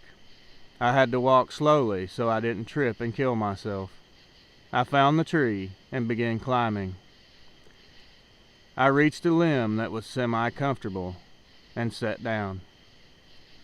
I could hear Bobby running around. He had already found several of the others. I waited for probably 15 to 20 minutes, and he still hadn't found me. I could hear them all laughing, so I assumed most of the others had already been found. At this point, I had my eyes accustomed to the darkness, so my vision was much better now. I was just sitting there waiting when all of a sudden the bugs and nighttime sounds disappeared completely. It was completely silent. I knew when this happens, that means a predator is close by, so I wasn't really scared. Yet. I sit in silence for a few minutes, then I began to feel uneasy. I had the feeling of something or someone watching me. Even though I was high in the tree, my feeling of safety was long gone at this point. I was scanning the woods all around me to try and spot whatever is stalking me. I look into the middle of the clearing and see a mass that looked like a giant shrub bush. I was confused, because like I said, I knew these woods very well, and I didn't remember a bush being in that clearing. I don't know what it was, but in my mind I felt like I needed to keep my eyes on that bush. At this time I had forgotten about our game of tag, when I hear someone crashing through the woods to my right. It was Bobby. I saw the light. He was calling my name. Apparently I was the last one left. I felt somewhat relieved to see him, but I still felt strangely uneasy. I called out to him, and he shined the light up on me and laughed. He said, "I should have known you would be hiding there." I asked him to climb up and bring the light. I wanted to shine out to the bush in the clearing. I guess just to ease my mind. Maybe I was mistaken. Maybe it had been there all along. I had to make sure before climbing down. He was not very happy about climbing up, but he finally agreed. I kept my eyes on the mass as he was climbing up. When he reached the limb I was on, he asked me what I was looking at. I just nodded my head and said, "Do you remember that giant bush being in that clearing?" He looked confused for a second and said, "There is no bush there. It's an open field." He focused his attention towards the clearing. I asked him, "Do you see it?" He stared at it for a few seconds with a look of confusion on his face. He brought the flashlight up and began pointing it towards the mass. As soon as the light hit it, we knew it wasn't a bush. I nearly fell out of the tree. There was a giant black mass covered in black hair just sitting in the clearing with its back facing us. We both decided it was time to go. We didn't know what we were looking at, but it was huge and we didn't want to wait to find out. He told me to climb down first and to be quiet. He was going to watch it and make sure it didn't move until I got down. I was slowly climbing down, and in my nervous panic, I stepped onto a limb that was too weak to hold my weight, and it snapped. I immediately froze and closed my eyes tightly. I knew right away that whatever that thing is, it now knew we were there as well. I asked Bobby, "Did it move?" He didn't reply. I looked out to the clearing and he had the light on this thing. It didn't take me long to figure out why he wasn't saying anything. We both watched in horror as the black mass began to move. It started rising up, and it kept rising. It was standing up onto two legs. It slowly rose to its full height. At that moment, even as a kid, I realized that some monsters are real. We got a really good look at this thing.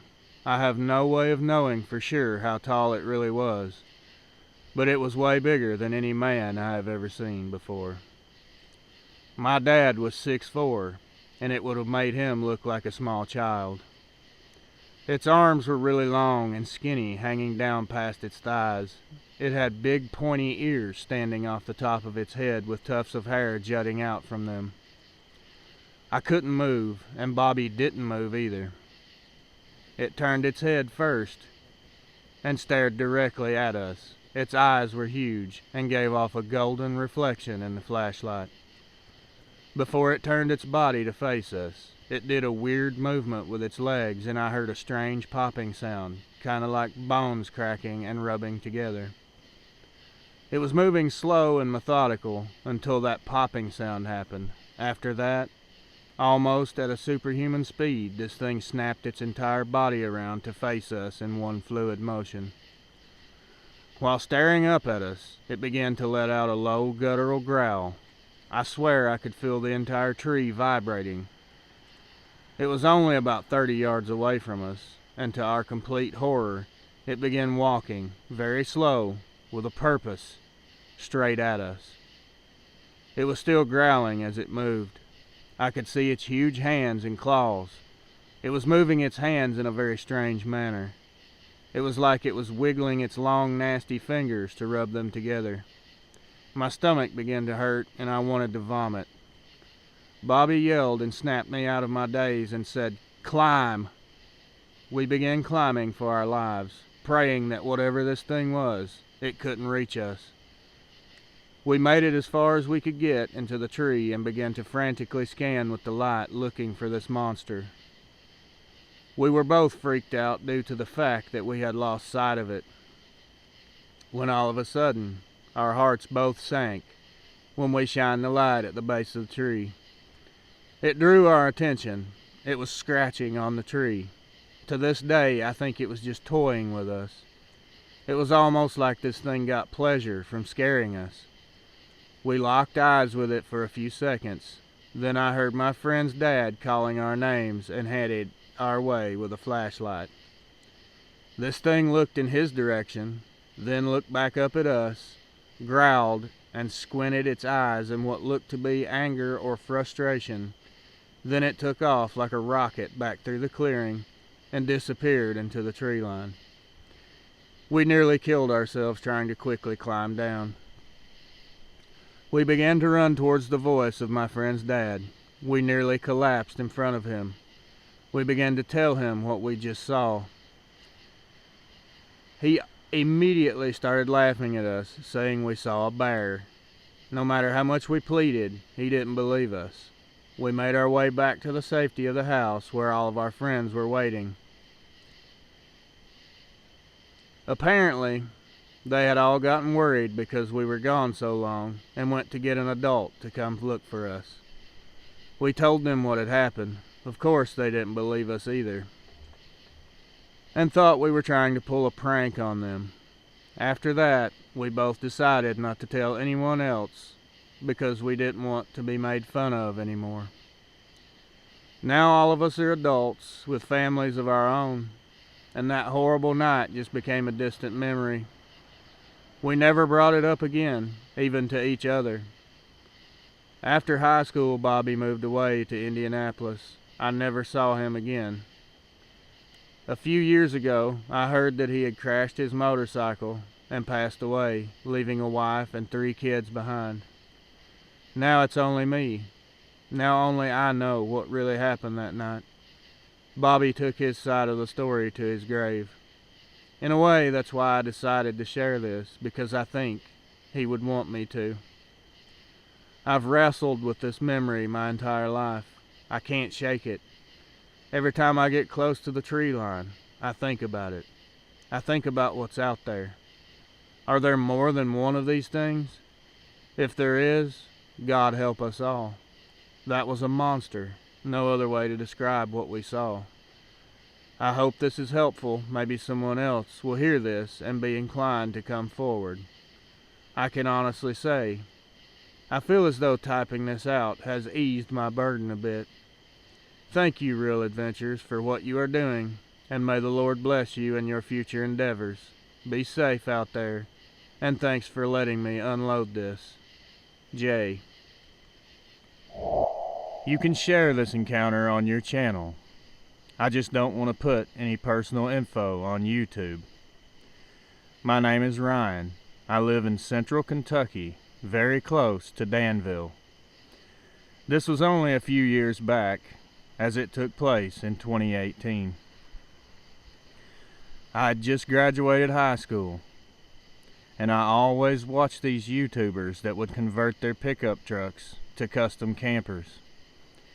I had it set in my head that after graduating, I was going to go to work converting my Tahoe into a cross-country camping machine. I love the outdoors and everything that goes along with it. The scenery, the solitude, the wildlife, and even the mysteries and secrets that the trees could tell. That is, if they could talk.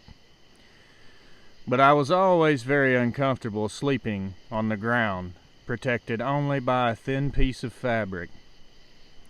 With the security of being able to lock yourself inside your vehicle and still get the full-blown camping experience, well, that seems like a no-brainer to me. I was planning to take a trip down south, and find random secluded spots to camp along the way. I was going to make my way to the Gulf, spend a few days fishing, and head back home.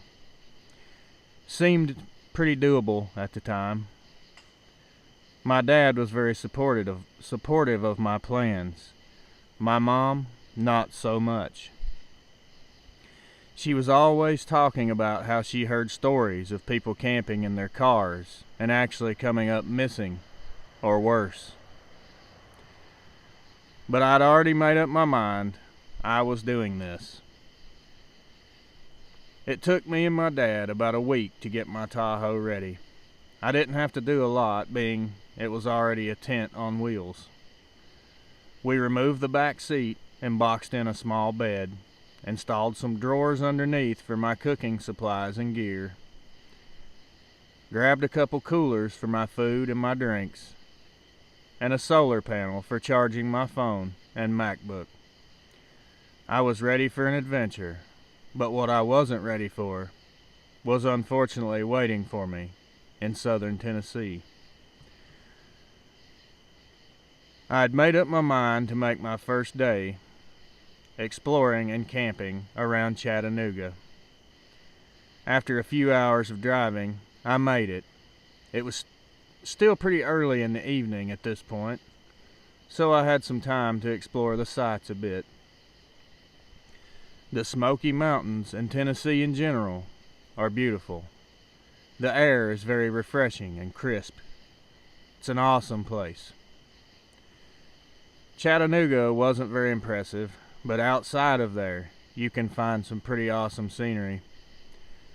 I messed around all afternoon and finally decided I need to hurry and find a place that would be safe and also legal for me to park my Tahoe so I could get prepared for the night. I drove around for a while looking for a place to park, and finally I found a spot near a lookout point miles outside of town. It was a small vacant parking lot with little to no lighting, and best of all, it was empty.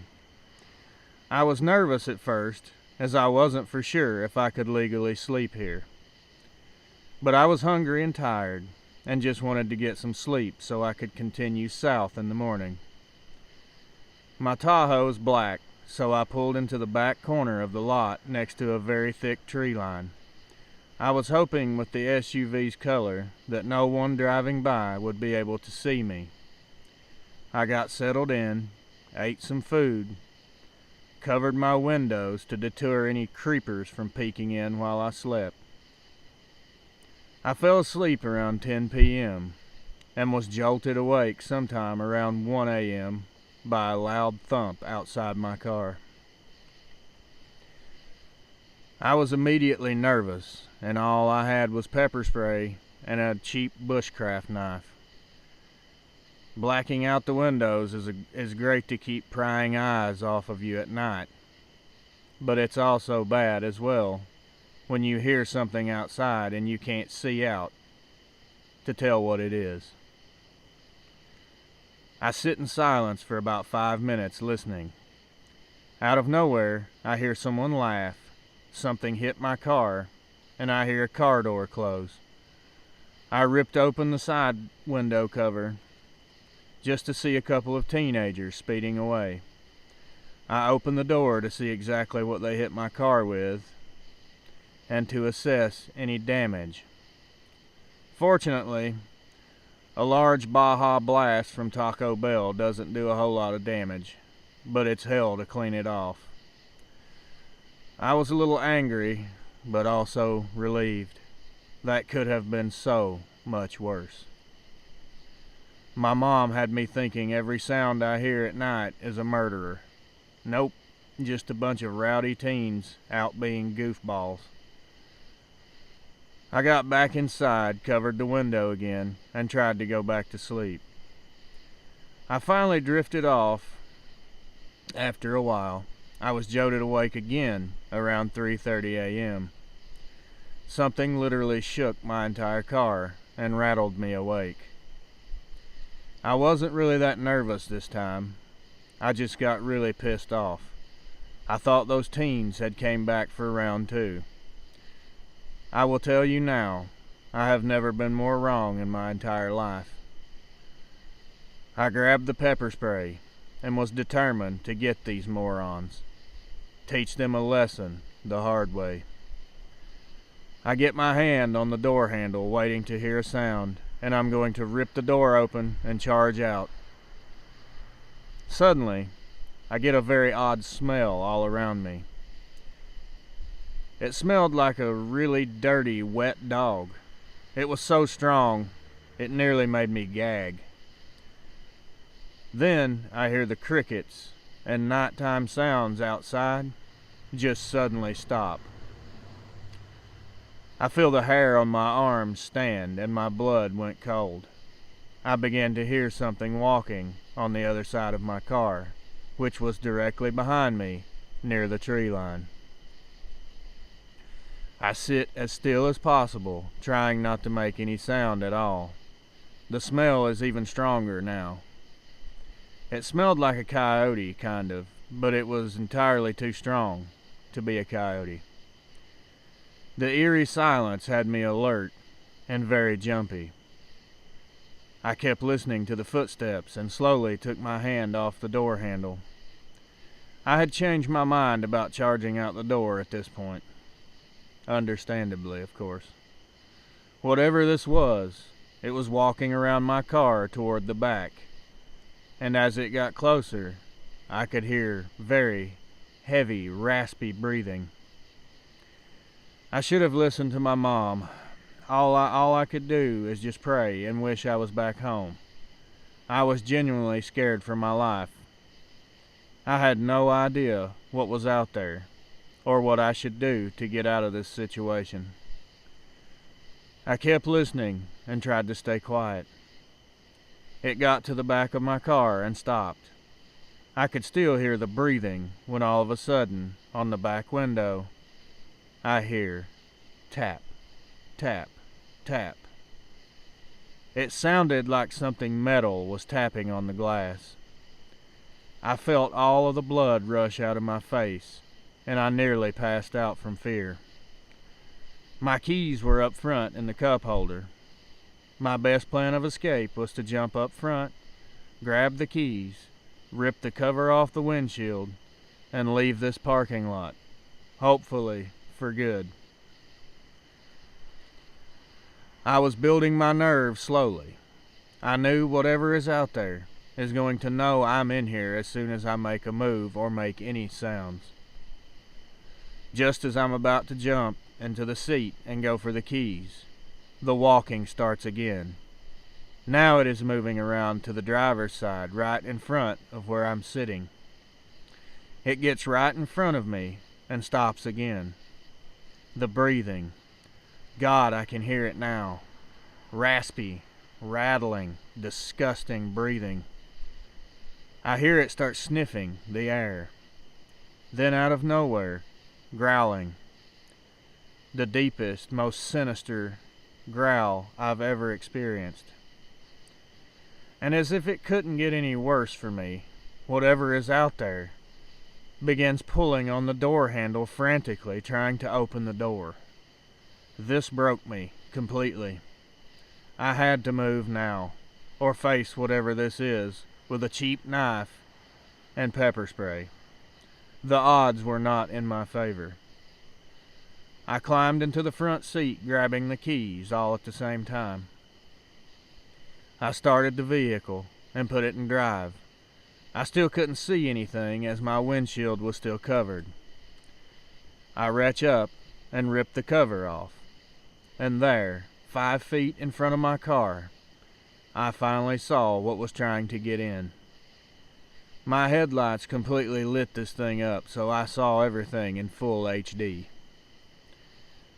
It was so tall, it was bending forward so it could see inside through the windshield, and it was staring right at me, showing its teeth. Its eyes were reflecting a bright blood-red color from the headlights. Its body was grossly unproportionate. It looked malnourished. It was covered in gray fur, about 4 inches in length, maybe a little shorter. Its fur was patchy, and in spots I could see its dark gray leathery skin. It had the head of a giant timber wolf, and its teeth were huge. Its canines looked to be at least 5 to 6 inches long. It was holding its arms up around its waist, and I could see it had hands. It had hands like a human, but they were way too big. I couldn't tell if there were claws or not, as I only saw this thing for 3 to 5 seconds tops. Before I turned my wheel to the left and floored it, as soon as I took off, it made this loud grunt type sound and launched itself over my car and landed somewhere near the trees. I didn't look to confirm where it landed. As I turned out of the lot onto the road, I ripped the cover off my driver's side window, and it was right there, pacing me and staring at me about 2 feet away from my glass. When it was running, it was slouched forward, almost looked like it was going to fall on its face. I punched it. I was easily at 50 miles per hour, and it was still staring right at me through the window. It stayed right with me, just staring, until I hit 70 or 80. Then I started pulling away. I don't know how I'm alive. It could have easily broke out my window and pulled me out, but it didn't. I never looked back. I canceled my trip and just went back home. I never told my parents about what happened. I guess I was scared. I really don't know. I wondered if I was crazy, if I had actually saw that thing, if it was even real. Why did it let me leave? Did it even want to kill me? Was it just curious? What the hell was it? I had so many questions, and not one single answer. I began to look online just using the description of what I saw. That led me down the Dogman rabbit hole, and I've been here ever since. We need answers, all of us. We deserve to know the truth. You know, the question that I struggle with the most. What would have happened had I not had enough courage to drive out of there that night? It makes me sick to my stomach to even speculate what may have happened. Well, that's my story, and here we are. Thanks, Real Adventures. I wish you the best, and stay safe, man. And to anyone listening, be careful out there. These things can be on top of you in a split second. They are huge, they are extremely fast, and they also seem to be very intelligent. It knew how to open a car door. I don't know of any animal that knows how car doors work. I guess what I'm trying to say is be aware.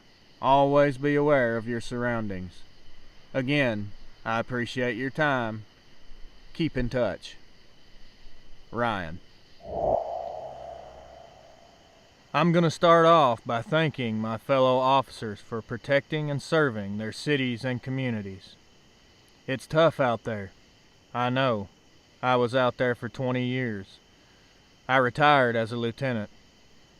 I saw so many crazy situations throughout those 20 years, but trust me when I say, this was one of the weirdest predicaments I was ever involved in. It was early fall 1995. I was a newbie on the force, just a young kid with something to prove. I was on 12-hour shifts, 3 days on and 4 days off, and I was working an extra shift every 3 weeks to make up for lost time. My shift started at 6 a.m., which made for some long days. Strangely enough, this incident happened while I was off duty. At this time, my residence was on a very dangerous stretch of highway. Narrow roads, 90-degree angle switchback curves. Needless to say, we had a lot of calls on this road involving accidents. Sadly, I saw a lot over the years that involved fatalities. But that's an entire different story for another time. This particular evening, I was on my way home when I noticed, off to the right side of the road, tire tracks leading off into the trees. The underbrush and some of the smaller trees were knocked completely down, clear signs that someone had lost control of their vehicle. I pulled over and immediately began following the tracks which led off into the woods. I didn't have to go far. Only about 40 or 50 feet in, I saw a red, small-sized pickup wedged between two trees. He had went in such a way that both doors were pinned closed and he was unable to exit the vehicle. I approached with slight caution. I had no idea what I was going to see once I reached the pickup. To my relief, the driver, which was a male in his mid to late 30s, seemed to be physically unharmed. Although he was mentally in a full-blown panic, and it wasn't from the accident. I approached the driver's side window and proceeded to ask him if he was injured in any way. He said he was fine, but he was frantically looking all around the trees. I thought he may be in shock from the accident. He kept asking, "Where is it? Where did it go?" I asked him several times, "Where did what go?" which I got no response. I had my radio, so I called for an ambulance to be dispatched, as I wanted to be sure he wasn't injured. Not to mention, I needed some backup here. He was beginning to show signs of being under the influence of some type of drugs. His behavior was more than bizarre. I was trying to get him to roll down his window so I could try to help him get out of the vehicle. He refused, over and over again. From what I understood, he said something big and black on two legs with a wolf head had crossed the road in front of him, causing him to lose control. He was convinced that this animal was still here and we were both going to die. I was convinced he was high on something. Just to try and calm him down a bit, I agreed to search the area for any signs of any animals. I told him to sit tight, that EMS were on the way, and I headed into the trees. Looking around, I saw no signs of any animals. The leaves had all fallen at this point, and I could see pretty well. Even in the thick parts of the forest, visibility was at least 50 to 60 yards. About 40 yards away, I thought I saw movement in the trees. It was later in the evening and the sun was dipping low, so deeper into the thick woods it was pretty dark. I moved slowly toward the area I had spotted the movement. I got maybe 30 yards away from the pickup and strained my eyes. I still saw nothing. Out of nowhere, the man lets out a scream that scared me out of my shoes. I turned quickly to see what's happening. He was pointing off to my left and saying, "There, it's right there." When I turned, I saw something. I don't even like to admit this is true. It makes me feel like I'm crazy. I saw a huge black silhouette of what appeared to be a huge person, but the head was shaped like a canine. It had pointy ears and a short muzzle. There was no training for this. I just stood there, and we stared at each other for a few seconds. The eyes, I've never forgotten the eyes. They were bright red. I took one step towards it, and it took off into the woods like a bullet. I heard it crashing through the trees, moving farther away. Now I was in shock as well. I went back to the man, and he was completely out of his mind. He kept saying, "You saw it, didn't you? You saw it too." It was a werewolf. I told him all I saw was a black bear, and I scared it away. I knew it wasn't a bear, but I didn't want to fuel his anxiety-driven fire. EMS finally arrived and was able to remove the guy and take him to the local hospital to be checked for injuries. I was no longer needed in this situation, as another officer was there to wait for a tow to get the pickup loaded up and out of the woods. I headed home and spent a typical boring evening watching TV and having a few beers. The next morning, my phone rang around 9 a.m. and it was my lieutenant. He was quite brief. He said I needed to come to the station immediately. It was my day off, so I knew it probably wasn't anything good. I drive to the station, and when I walk into his office, the man that had been in the accident the night before was sitting there, along with two guys I did not know.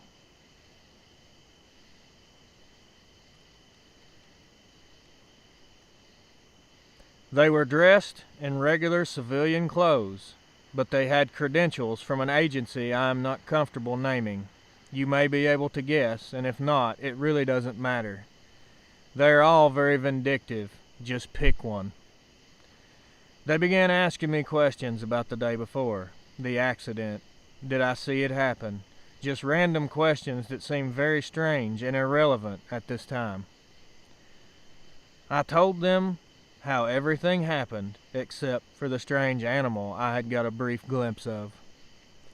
After they questioned me, my lieutenant then began asking me more questions. He asked, "Are you positive you didn't find an animal on the scene?" I finally convinced him I arrived after the accident and saw no animals in the area. The guy that was in the accident, well, he was sitting across the desk and looked to be very distressed. He knew I saw it. He just stared at me and said nothing. To this day, I'm not sure why he didn't say anything. I was dismissed, but before leaving, I had to ask, "What is this all about?" This was just an auto accident. One of the guys said, "Yes, you're right, just an accident. A deer ran in front of your car and you lost control, isn't that right?" He stared at the poor man. He looked defeated and just shook his head yes. As I was leaving the office, I saw he was signing some type of documents. I never asked any questions again. Those two gentlemen with credentials like that, you don't ask the questions, they do. And that was the end of that. It was never spoken of again. All this time I've thought about that evening, at least once every day. A deer? That was definitely not a deer. I've heard rumors throughout my career of things like this happening. Cover-ups from the Sesame Street gang.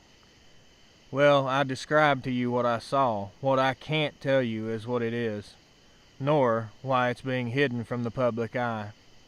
But know this, if you see something like this, and any kind of law enforcement, EMS, or any officials hear about it, you will get a few strange visitors.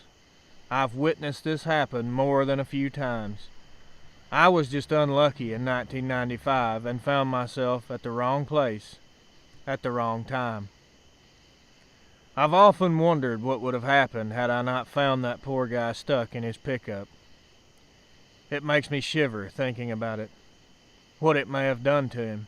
And worst of all, it was real, it's still out there, and it's not alone. Thanks for your time. Be safe. This world has gone mad. It's more dangerous than you think. Stay armed and stay alive. May God bless you all.